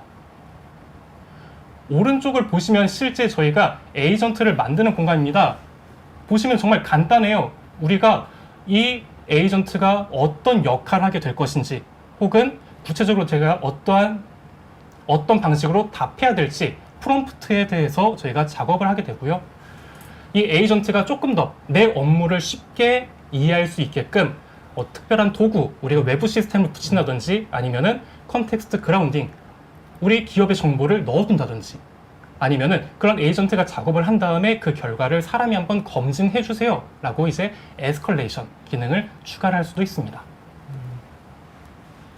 저런 걸 나중에 사람한테 기입하는 게 아니라 기입할 때 AI가 막 물어볼 수도 있겠네요. 예, 맞습니다. 그래서 실제로도 지금도 그러고 있습니다. 아, 그래요? 필요한 게 있으면 오. 저희한테 한 번 더 질문해 주고 있어요. 네. 자, 저희가 이제 한번 이 에이전트 빌더를 가지고 실제 데모를 한번 확인해 보겠습니다. 화면에 보신 것과 같이 저희가 이 에이전트가 어떤 역할을 하게 될 건지 프롬프트를 작성했어요. 제품을 추천해주는 에이전트인데 이 에이전트 안에서는 내가 그냥 키워드를 적을 거예요. 나 이런 제품 필요해 라고 하면은 그 제품에 대해서 분석을 해주고 이제 스스로 얘가 추론을 해가지고 100% 일치하는 거, 80% 일치하는 거, 60% 일치하는 거 그 리스트를 저한테 정의를 해주게 될 겁니다. 한번 같이 확인을 해보면서 진행을 해보도록 하겠습니다. 자, 이 에이전트 저희 UiPath 클라우드에서 접근할 수 있습니다. 그래서 저희가 에이전트 빌더라는 메뉴를 들어가게 될 겁니다. 자, 들어가게 되면 이제 이런 에이전트가 여러 개가 쭉 쌓여져 있어요. 그래서 이 에이전트를 저희가 새로 생성할 수도 있고 만들어진 에이전트를 쉽게 관리하고 배포할 수도 있습니다. 보시는 것과 같이 에이전트는 크게 5가지 구조로 되어져 있습니다. 먼저 이제 시스템 프롬프트 같은 경우는 이 에이전트의 역할을 지정해 주는 거예요. 그랬을 때 저는 이 에이전트가 내 제품을 추천해 줬으면 좋겠고 그 제품에 대해서 총 3가지 답변을 하게 될 것이고 정확도에 따라서 이제 리스트를 정해라 라고 지침을 내려주겠습니다. 보시는 것과 같이 섹션을 확실하게 지어주는 게 정말 중요한 일이에요. 그 다음에 이 사용자 프롬프트는 이 에이전트가 실제 어떤 데이터를 받을 것인지 그리고 나한테 어떠한 답변을 줄 것인지를 명확하게 지정하는 것입니다. 그랬을 때 이제 에이전트가 스스로 생각해서 나 아무 말이나 할 거야 이게 아니고요. 내가 원하는 답변만 스스로 거기에 맞춰서 할 수 있게끔 지정해 주는 것이죠. 보시면 이제 도구와 컨텍스트, 에스컬레이션은 선택사항입니다. 여기에서 만약에 나 에이전트에서 프롬프트만 지어줬을 때 잘 답변하면 좋겠지만은 그렇지 않은 경우 기업 내에서 업무를 수행할 때 많을 거예요. 그래서 그 업무를 조금 더 편리하게 쉽게 에이전트가 작업할 수 있게끔 그런 이제 다양한 도구들과 그런 컨텍스트 기업 내부의 정보들도 넣어줄 수 있고 이 정보들은 저희 AI 트러스트 레이어 이제 UiPath 밖으로 빠져나가지 못하게끔 이제 잘 처리가 되어져 있습니다. 마지막으로는 이제 에스컬레이션이라는 기능을 통해서 이 에이전트가 작업한 결과를 사람이 한 번 더 검증할 때 그때 넣어주는 경우로 되겠습니다. 자, 한번 실제로 이 실행을 해보면은 제가 여기다가 키워드를 적을 거예요. 최신 폰 혹은 이 안에 카메라 좋은 거 한번 추천해줘 라고 하면은 그 정보들을 이 에이전트가 파악하고 이제 저한테 정보를 알려줄 거예요. 보시면 실제 LLM과 이제 통신하면서 그 데이터를 추론하고 정리를 하면서 전 답변해 주는 것까지 이런 식으로 빠르게 확인할 수 있습니다.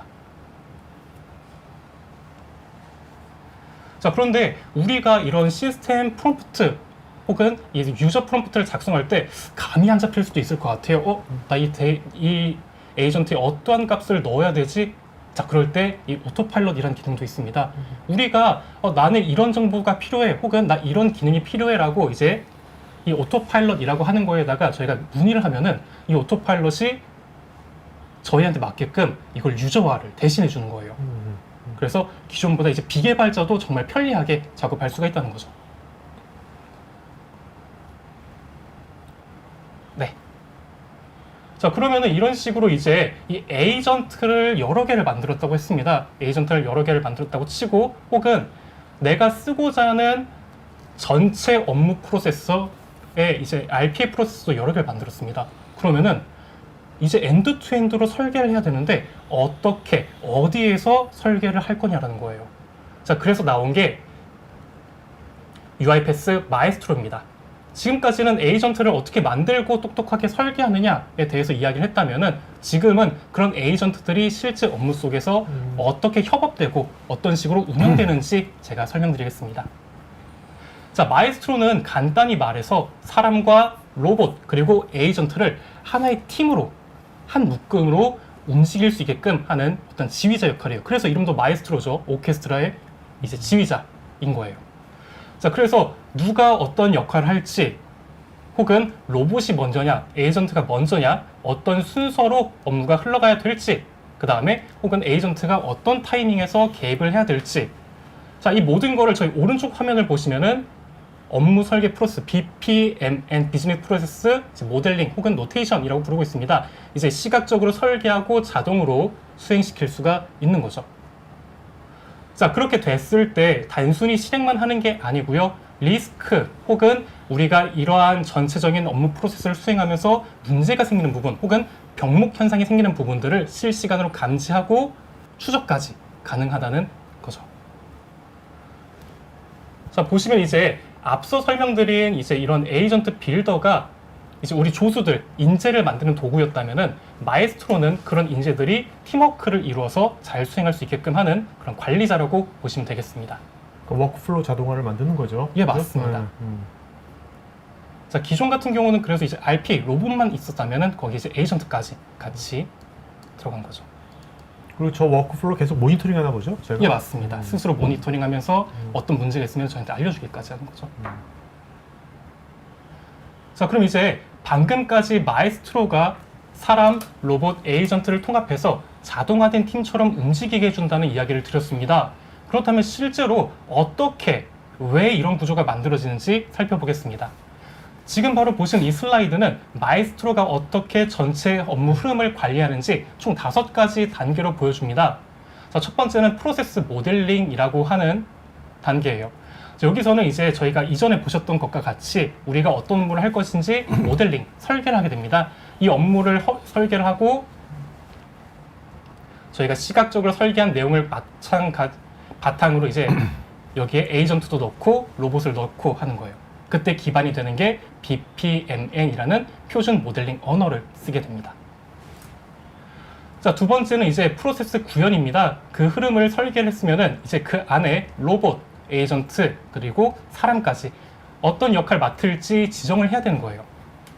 자, 여기 가운데 보시면은 이제 에이전트, RPA, 그리고 휴먼 인 더 루프라고 해가지고 그 자동화되는 반복적인 우리 업무 안에서 사람이 어디에서 개입을 할 거냐를 정해주는 겁니다. 그 다음 여기에 API와 내부 시스템까지 이 모든 실행 주체를 가지고 저희가 자동으로 연결을 해줍니다. 자, 이것이 바로 이제 기존에 단순히 로봇만 수행되는 RPA 시스템과는 다르게 사람과 로봇이 함께 일하는 그런 하이브리드 구조를 실현한 부분이라고 이해하시면 되겠습니다.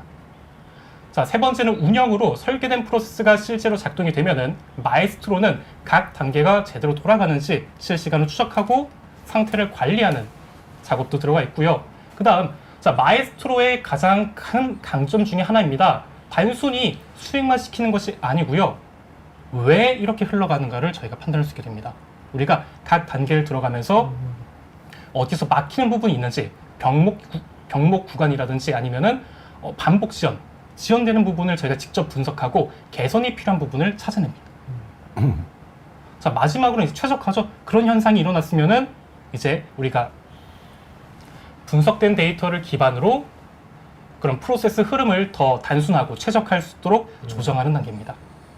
자, 이러한 전체적인 단계가 마에스트로라고 하는 하나의 플랫폼 안에서 연결이 되고 있고요.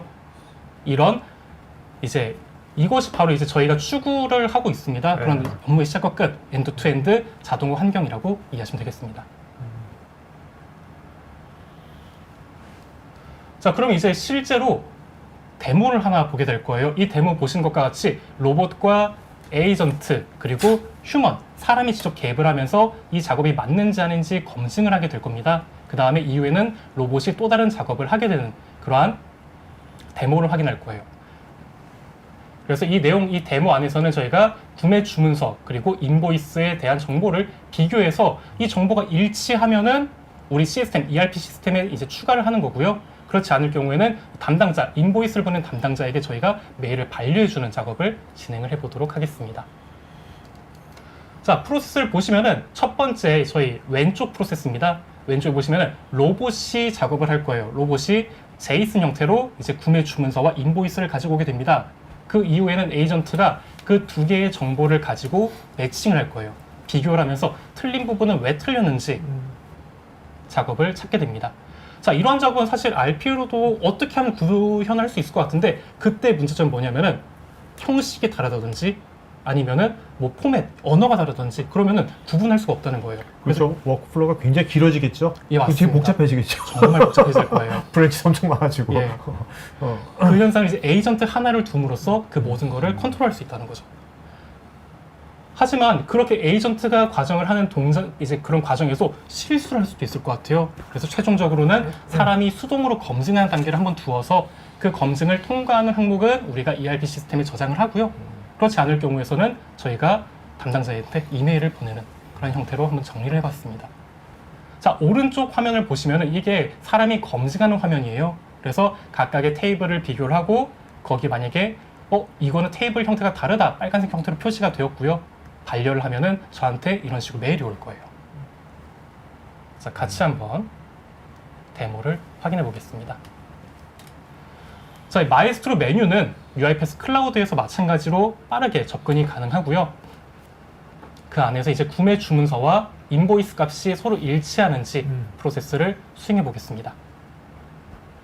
자, 해당 프로세스는 업무 표준이죠. BPMN 2.0 기반으로 만들어졌고 그건 뭐냐면 우리가 외부에서 BPMN 툴을 가지고 업무를 설계한 걸 가지고도 여기서 빠르게 불러올 수가 있다는 얘기예요.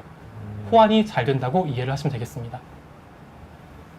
그래서 이런 식으로 업무 설계를 미리 하면서 이 부분에는 RPA가 동작할 거, 이 부분은 에이전트가 들어올 거, 이 부분은 사람이 개입할 위치를 저희가 빠르게 정할 수 있고 그 설계한 대로 우리가 개발을 해서 수행할 수 있다라고도 이해를 해주시면 되겠습니다.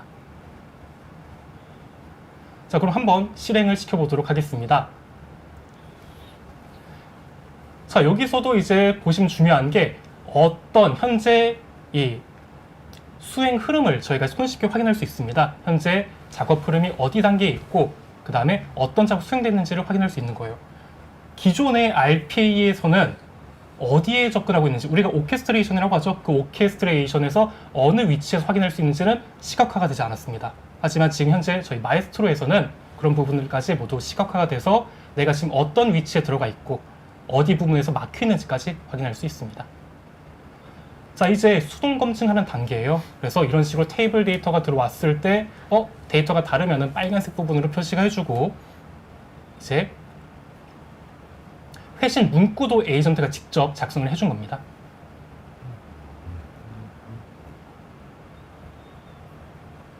반려를 누르게 되면 이제 그 단계에서 메일 보내는 단계까지 흘러가고 프로세스는 정상 종료가 되겠습니다.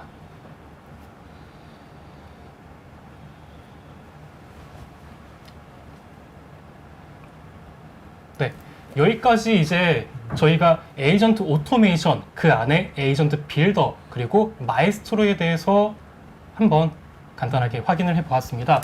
그래서 이러한 에이전트 빌더와 마에스트로를 도입했을 때 저희가 얻을 수 있는 이점들 여러 가지가 있을 것 같습니다. 하지만 가장 중요한 것만 말씀드리고 마무리 한번 지어볼 수 있도록 하겠습니다. 가장 중요한 거는 이제는 우리가 로봇만 가지고는 업무 자동화를 할 수 있는 시대는 지난 것 같습니다. 이제 조금 더 에이전트를 이용해서 우리가 기존에는 할 수 없었던 업무들도 에이전트의 판단으로 진행할 수 있고 혹은 RPA와 에이전트 그리고 사람까지 모두 한 공간, 한 팀으로 일하면서 우리의 업무를 엔드투엔드 하는 이제 그러한 자동화 환경으로 갈 수 있다라는 것을 꼭 기억을 해주시면 좋겠습니다. 네. 그 아까 이 워크플로우를 나중에 그러면 이것을 AI가 이런 식으로 워크플로우 만들면 더 좋겠다. 그런 식으로 추천도 가능할까요, 나중에? 지금 같은 경우도 이제 추후에 추가가 될 내용인데 오토파일럿 기능이 여기도 있습니다. 아까 전에 에이전트 빌더의 오토파일럿은 네네네. 에이전트를 어떻게 만들어줄 거냐가 그렇죠. 되어져 있는데 이제 마에스트로의 오토파일럿은 프로세스를 어떻게 구현할 것인가까지 저희가 이제 추천해 줄 거예요. 네. 어떻게 보면 진짜 로봇, 그다음에 에이전트, 그다음에 사람 이 세 가지 요소, 기업의 어떤 세 가지 요소들에 대한 인텔리전트한 워크플로우를 자동화시켜준 거 전체를 관장하고 그걸 계속 모니터링하고 계속 개선시키는 이런 것이 굉장히 앞으로 UiPath에 굉장히 큰 뭔가 밸류 포지셔닝이 될 수도 있겠다는 생각이 드네요. 예, 맞습니다. 그죠? 네, 어떠세요? 맞습니다. 김선생도 안 써보았을 거예요, 이거. 그죠? 네, 맞습니다. 자, 자, 이제 Q&A 가도록 하겠습니다, 여러분. 질문들이 많은데.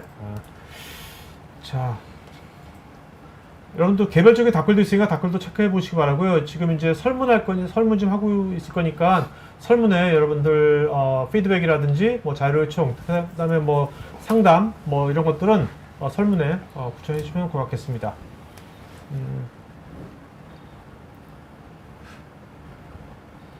자, UiPath 네, 저희 정민호 분 어디? 맨 아래쪽. 네, 이제 정민호님, UiPath 테스트 매니저와 마이스트로 차이가 궁금합니다. 네, UiPath 테스트 매니저 같은 경우는 정말 우리가 RPA서에 우리가 이 프로세스가 어떻게 흘러가는지 그런 테스트 혹은 그런 어플리케이션 우리가 볼 수 없는 그런 이제 코딩에 대한 그 테스트를 의미를 하는 거고요. 네. 그다음에 그런 테스트에 대해서 이제 테스트 매니저라는 툴 안에서 그런 것을 관장하고 있습니다. 하지만 이 테스트는 단순히 정말 테스트를 위한 도구예요. 네. 하지만 이 마에스트로는 로봇과 우리가 에이전트, 사람이 이제 하나의 업무 흐름을 만들어가는 그러한 플랫폼이라고 이해를 하시면 좋겠습니다. 김홍식님, RPA를 처음 도입하는 기업에게 마이스트로는 어떤 장점이 있을까요? 그리고 클라우드 기반과 온프리미스 환경 모두에 대응 가능한지요?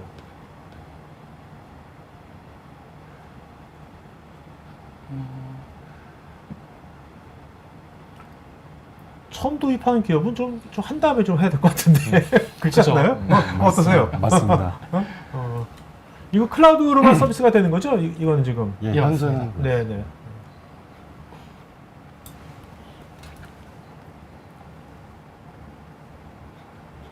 이맹렬님, RPA와 생성형 AI가 결합된 솔루션이 조직 내부에 안착되기 위해서 비기술 직군, 에러비 쪽의 직원들의 인식 변화 참여를 어떻게 유도하는 게 좋을까요? 이건 많이 해보셨으니까. 네. 어떻게 보면 요즘 이렇게 되면 저 비기술 직군들이 더 참여가 더 높아질 것 같은데요. 네, 어떻게 보면? 일단 그 인식 변화를 위해서는 네. 참여의 기회를 갖는 게 제일 중요하고요. 그 기회를 통해서 일단 내 업무가 자동화돼서 고도화됐다 이런 걸 느끼기 시작하면 오히려 전원분들이 더 자동화에 관심을 많이 갖게 되고요. 참여를 더 적극적으로 하십니다. 저희 그 기존에 이제 단순하게 RPA 오토메이션에서 로봇 오토메이션에서 지금까지 에이전트 오토메이션으로 이렇게 네. 가면 처음에 기업이 이런 것을 프로젝트를 수행할 때 오토메이션 예, 예. 수행할 때 처음 초기에 어떤 점이 좀 달라지나요? 다른 점이 있다면 기존에 단순 로봇 오토메이션이랑 에이전트 오토메이션이랑 다른 점은 어떤 걸까요? 준비한 데 있어서 혹시 준비 네. 일단 기존 RP 같은 경우에는 자기가 이제 단순 반복 업무 위주로 주로 하게 돼요. 기본적으로 네네. 선정을 할 때도 마찬가지지만. 네. 근데 일단은 생성형 AI가 도입되면서 자기가 할 수 없었던 영역들이 있거든요. 분명. 네. 그래서 엔지니어한테 맡겨야 되는 영역들이 있는데 그 부분을 AI가 어쨌든 처리를 해주기 때문에 업무가 점점 복잡한 업무도 자기가 스스로 할 수 있게 되는 거죠. 그런 게 좀 차이가 있다고 보시면 될 것 같아요. 아까 센터장님께서 전문성의 민주화 말씀하셨듯이 네. 이제는 어떤 현업들이 무조건 뭐 할 때 IT한테 항상 그러잖아. 이거 돼요? 이거 돼요? 가능해요? 이렇게 물어볼 게 아니라 네. 일단 자기 상상을 다 도면에 기반한 상상을 해본 다음에 뭔가 그런 걸 먼저 해보는 것도 괜찮을 것 같아요. 그죠? 일일이 IT한테 미리 체크할 게 아니라 이제는 그러니까 제가 추천드리는 거는 프로토타입이라도 한번 만들어 보시는 게 실제 한번 자기가 요 정도 해보고 네. 이게 실제 IT로 넘어가야 되는 것인가 아니면 자기가 스스로 할 수 있는 것인가 아니면 요 교육을 좀만 받으면 이거를 좀 할 수 있지 않을까 이런 형태로 접근해 보시는 게 저는 제일 좋다고 생각하거든요. 그 에이전트 빌더 같은 경우에 대리님 그 일반 현업들 비기술직 교육하는 얼마 정도 받아야 될까요? 일반 에이전트 빌더만 어. 교육을 한다 치면은 사실 하루도 안 걸릴 거예요. 하루도 안 걸려. 예. 그냥 현업들이 처음부터 마이스터를 배울 필요는 없잖아. 예, 일단 맞죠. 에이전트 만드는 게 보통 만드는 게 가장 최우선이기 만들고 센터에 때문에 맞추면 한번 해보는 건 되겠네, 그냥. 예, 하루도 안 되고 어. 해도 한 정말 짧은 시간에 네. 학습이 가능할 거예요. UiPath의 장점은 네. 항상 빠른 네. 개발과 쉬운 접근입니다. 초보자도. 네. 그리고 사실 아까 프롬프트 이런 것들이 우리가 이제는 일반 사람들도 챗GPT는 다 써봤으니까 잘하죠. 우리가 말한 이런 것들을 옛날에 전혀 뭐야 그런데 이제 그런 거 아닐 것 같아, 그죠? 물론 쉽게 받아들일 것 같아, 그런 네. 것들을.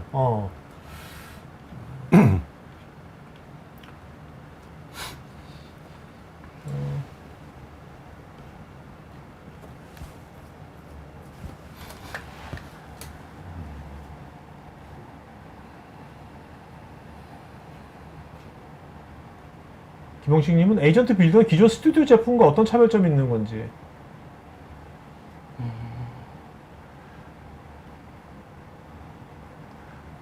정말 이제 스튜디오 제품, 이제 그냥 일반적인 UiPath 스튜디오라고 표현한다면 이제 단순 반복적인 업무들, 물론 에이전트가 해야 되는 업무도 RP로 할 수 있습니다. 그런데 네네. 이거는 아까 전에 말씀해 주셨듯이 정말 프로세스가 길게 된다는 거죠. 모든 예외상들을 처리하고 네. 거기에 맞게끔 우리가 RP를 개발해야 되는데 그런 과정들을 이제 에이전트 빌더로 우리가 프롬프팅을 잘 짜가지고 넣어주면은 그런 과정이 정말 간단하게 될 수 있다는 거죠. 네. 장태성님, 블루프리즘이나 국산 RPA 제품과 비교했을 때 차별점 두세 개 정도 설명할 수 있을까요? OCR이 아니라 전반적인 네. 지금 이런 그 방향성 같은 것도 그런 관점에서 좀 비교해 준다면 이 디테일한 피처가 아니라 지금 오늘 말씀하시는 방향성 관점에서 일단은 순수 RPA 관점에서 UiPath와 그 경쟁사들의 차이점은 제가 한 가지 말씀드리고 싶은 게 있는데요. 일단 변수에서 차이가 있습니다. 변수? 네. 네. 그 RPA에서 가장 많이 하는 작업은 행과 열로 구성된 2차원적인 구조의 데이터 가공이 제일 많습니다. 근데 UiPath에서는 데이터 테이블이라는 변수가 있어요. 그리고 또 거기에 관련된 시각적인 위저드 기능들을 제공해주고 있습니다. 그래서 사용자들은 웹 스크핑, 그러니까 웹에 있는 테이블에 있는 데이터도 쉽게 그냥 위저드를 통해서 네네. 테이블 형태의 변수에 담을 수가 있어요. 근데 제가 조사를 해보니까 경쟁사 제품들은 그런 기능이 없어요. 네. 그러니까 array 기능 아시죠? 네, 그걸로 네. 그냥 포이 지문을 계속 돌려야 되는 거죠. 아니면 뭐 C 함수를 콜해서 그걸 쓴다든지. 그러니까 거기서부터 일단 차이가 많이 나고요. RPA 자체에서만. 예. 네네. 그게 개발 속도의 차이가 대표적으로 많이 나는 거죠. 일단 우선 한 가지만 말씀드리고요. 저한테 연락을 주시면 제가 그 비교한 내용들을 토대로 만든 네네. 자료가 있습니다. 그거를 네. 제공해 드리겠습니다. 알겠습니다. 이제는 오늘 세 분 말씀 들어보니까 이제는 뭐 RPA 원래 RPA 전문 업체가 RPA에서만 로봇에서 머물러 들어가는 네. 금방 도태될 것 같은데 금방 그죠? 이제 UFS도 RPA 업체가 아닌 네. AI 업체라고 그러니까 인정하고 에이전트 있어요. 오토메이션이라고 하는 네. 거잖아요. 전현진님, 젠 AI를 두뇌라고 생각하고 UiPath를 팔이라고 생각할 때 젠 AI와 UiPath의 조합은 소프트웨어 도구의 일종이 아니라 별도의 직원이라고 생각해도 될 것 같은데 이런 관점으로 도입한 사람도 있는지 궁금합니다. 저 부분은 앞서 말씀드렸던 구현 사례하고 같은 맥락의 질문이지 않을까 싶습니다. 네네. 유현동님은 RPA 봇의 예외 처리 시나리오를 생성형 AI가 자율적으로 학습 계산한 사례가 있나요? 이게 아까 힐링 기능이 이런 힐링 거죠? 에이전트 네, 맞습니다. 기능이 사례가 될 것 같습니다. 이렇게 되면 진짜 그동안 RPA에서 그 운영할 때 굉장히 고민스러웠던 불편했던 점이잖아요. 그런 것들이 굉장히 많이 해소될 것 같은데요. 네, 맞습니다.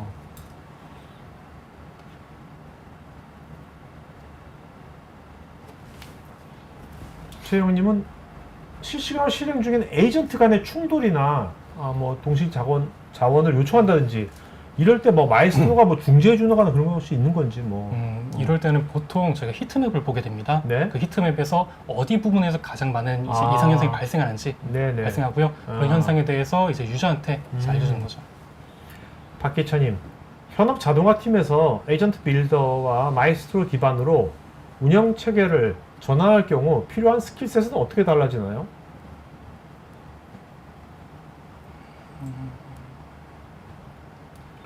그러니까 우리 상상을 해보시죠. 이게 한 달밖에 안 나온 거지만 이제 저런 것이 이제 뭔가 앞으로 또 확산되고 막 그렇다면 어떤 스킬셋이 필요할까요? 뭔가 현업이건 아니면 DX 팀이건 whatever. 일단 저런 경우에는 현업이나 IT 담당자나 사내 업무의 단계별에 대한 비즈니스 프로세스를 일단은 정리하고 체계화시키는 그런 스킬이 먼저 우선돼야 된다고 네. 생각을 합니다. 네. 그 다음에 이제 저런 솔루션 기반으로 해서 운영을 해야 되는 단계를 밟게 될 것 같습니다. 네. 어떻게 이렇게 되더라도 이제 데이터를 양질의 데이터를 잘 준비하고 하는 것은 계속 필요하겠죠? 그런 것들은 물론이죠. 예. 그죠? 네.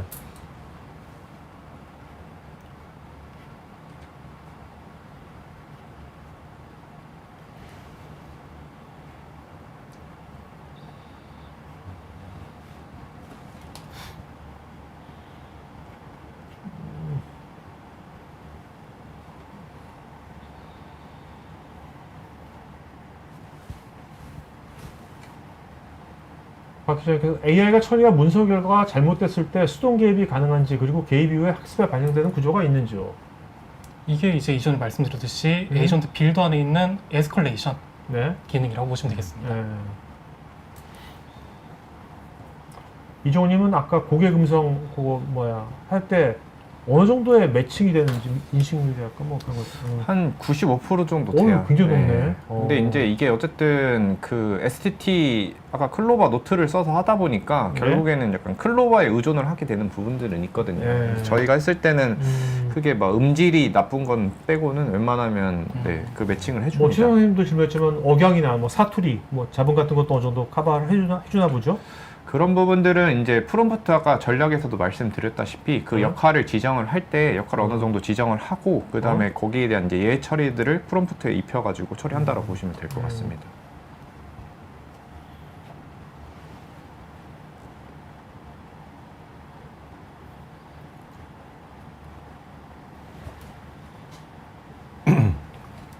이수근님께서는 이제 뭐 현업에서는 업무 프로세스를 명확히 정의하고 프로세스 과제 중간 사이에 제네이가 관리한 산출 문서를 자동 생성해서 등록 보완해주면 업무율이 높아질 것 같은데 이 생성되는 문서주는 어떻게 될까요?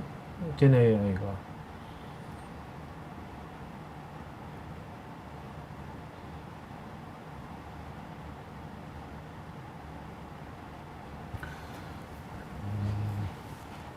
그러니까 저게 원하는 양식까지 나오는데 어쨌든 시간이 걸리잖아요. 저희도 네네. 일단은 문서 작업을 해보면 네.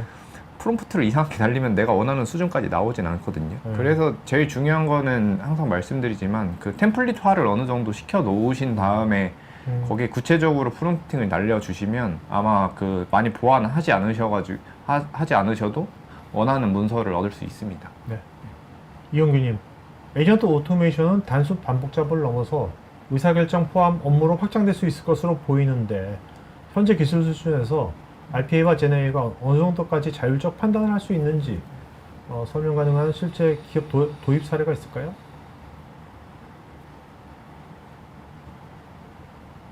저 추론 쪽까지 얘기한 것 같은데요, 그죠? 예. 네. 추론뿐만이 아니고 음. 에이전트 프로세스에 관련된 예, 내용인 것 맞습니다. 같습니다. 아까 김쌤 선사할 때 추론 쪽은 좀 네. 나중에 하자 네, 네. 했잖아요. 예. 근데 지금 보면 우리가 지금 제네AI 쪽도 보면 추론 쪽이 계속해서 발전되고 있잖아요. 지금 네. 그렇게 발전한다면 나중에 그런 것도 가능하지 않을까요? 가능하죠. 음. 근데 현 단계에서는 좀 성급함이 있다. 네네네. 그걸 말씀드린 거였습니다.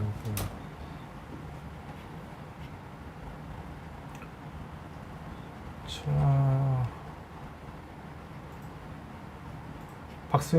박승형님, AI 트러스트 레이어 안에 있는 LLM들은 설치형 LLM인가요?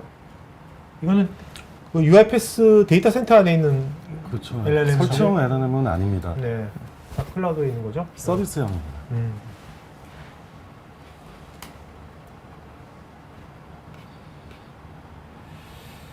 자, 오늘 여러분들 개별적인 질문들에서 개별 답글도 있으니까 답글 체크해 주시고요. 오늘 Q&A 여기까지 하도록 하겠습니다.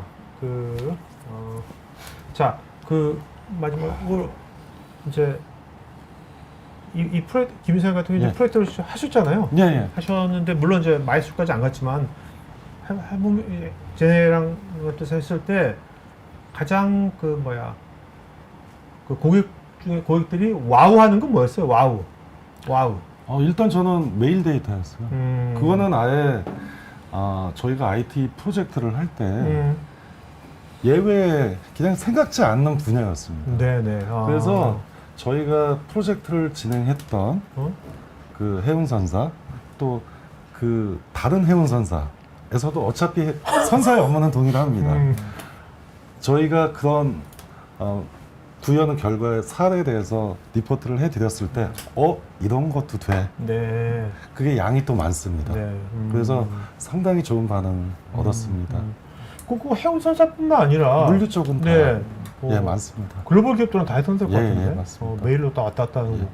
그리고 이제 글로벌 비즈니스 하는 업체는 일단 사업자는 24시간 계속 메일이 시차 때문에 날라오기 때문에 그거를 그때그때 정리하는 것도 일이죠. 네네. 그거를 이제 생성형 AI와 RPA가 같이 공조해서 자동화 시킨다는 거는 현업 담당자 입장에서는 상당히 반가운 일이죠. 네. 센터장님은 이렇게 고객이나 아니면 교육생 중에서 이렇게 해봤을 때 와우했던 거는 어떤? 아까 말씀드렸다시피 자기가 하는 업무 특히나 엑셀 작업 정리하는 부분들이 네, 있잖아요. 네. 근데 그게 이제 대량건이 발생하는 부분들도 있는데 기본적으로 엑셀에서 처리할 수 없는 부분들도 있단 말이에요. 그래서 자동화가 안 되는 부분들이 이제 AI를 도입을 하면 그런 부분들까지 완전 자동화가 되는 거죠. 그러다 보니까 자기 업무 영역이 점점 확대되고 네. 그러면서 자기가 이것도 만들 수 있고 저것도 만들 수 있고 어떤 분들은 아예 에이전트를 한 5개 정도 설정을 하거든요. 그래서 요 업무 할 때는 요 에이전트, 요 업무 할 때는 요 에이전트를 해서 아예 에이전트로 쓰는 그런 부분들이 굉장히 인상적이었습니다. 네. 어떻습니까? 기존에 이제 우리가 한 5년 전, 10년 전에 일반 이제 새로운 이제 기술 이런 제품 같은 것들을 이제 기업 사람들한테 알려주고 내재화 시키려고 하잖아요. 그럴 때 수용하는 그런 스피드하고 네. 최근에 이런 젠 AI 관련돼 가지고 이제 이런 것들을 수용도랄까 스피드 이런 건 좀 어떤 것 같아요?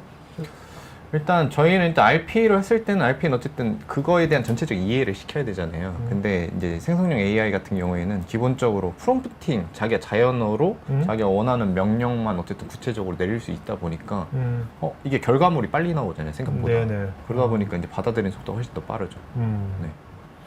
최대님은 아직은 뭐 요 마이스터나 그 빌더 에이전트 빌더는 교육을 아직 안 했겠네요. 한 번도 지금 이제 진행하고 있어요. 진행하고 있어요? 예. 준비 그럼 중.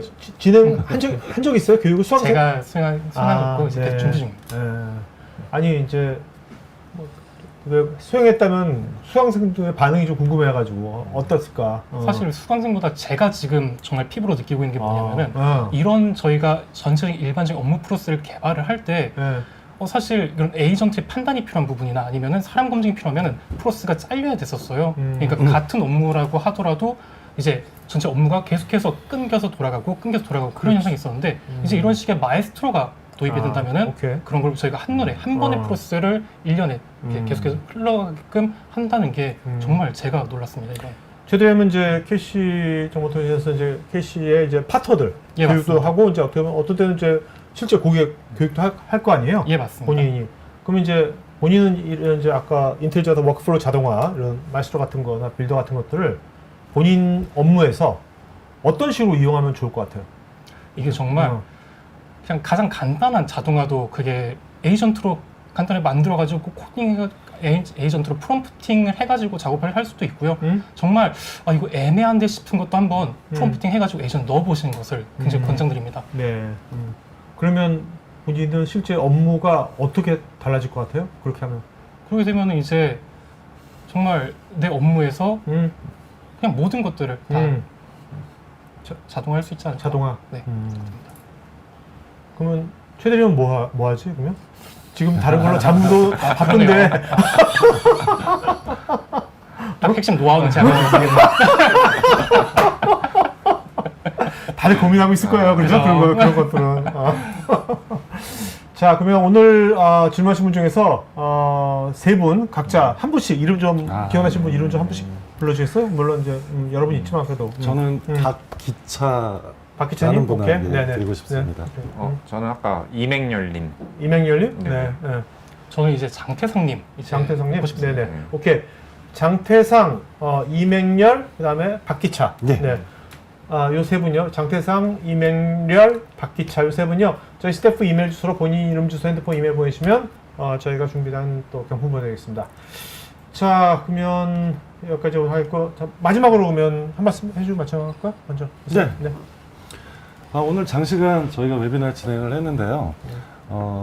저희가 이제 말씀드렸던 사례와 뭐 에이전틱 오토메이션, 마에스트로까지 설명을 드리는데요. 상당히 재미있는 또 흥미가 생기는 그런 테크니컬한 요소가 아닌가 싶습니다. 앞으로 UIPS나 KCC 정보통신에서 세미나 진행을 많이 할 걸로 예상이 되는데요. 한번 그런 자리에 참여를 하시면 앞으로 업무 진행에 또 스킬 향상에 많은 도움이 되실 것 같습니다. 감사합니다. 네. 네. 저는 앞으로 이제 업무하는데 당연히 AI 적용하는 건 너무 당연한데 그 에이전트들을 이제 담당자분들이 실제 만들어가는 게 중요하다 생각하거든요. 그래서 자기가 필요한 에이전트들을 만들고 그 에이전트들을 위해 교육을 받고 그러면서 이제 선순환 구조를 유지를 하면서 진짜 어찌 보면 업무에 이제 최적화돼서 저의 이제 생각하는 목표는 담당자들이 출근했는데 업무를 다 해놓는 그런 형태까지 이제 아마 되지 않을까라고 생각합니다. 네. 네, 말씀해주신 사항들 수행시킬 수 있게끔 잘하실 수 있게끔 저희 다음 달부터 교육 진행할 테니까 많은 신청, 많은 관심 부탁드립니다. 네, 감사합니다. 네, 알겠습니다. 자, 오늘 웨비나 여기까지 하겠고요. 또 다음번에 또 다른 주제로 또 뵙겠습니다. 네, 오늘 고맙습니다. 네, 감사합니다. 고맙습니다. 테크 전문 채널 토크IT에서는 기업 DX, SaaS 관련 다양한 전문가들과 언제든지 상담하고 소통할 수 있는 구해줘 DX란 공간이 있습니다. 구글에서 한글로 토크IT 치시거나 우측 상단의 링크를 클릭하시면 됩니다. 여러분의 좋아요와 구독은 컨텐츠 제작에 큰 힘이 됩니다.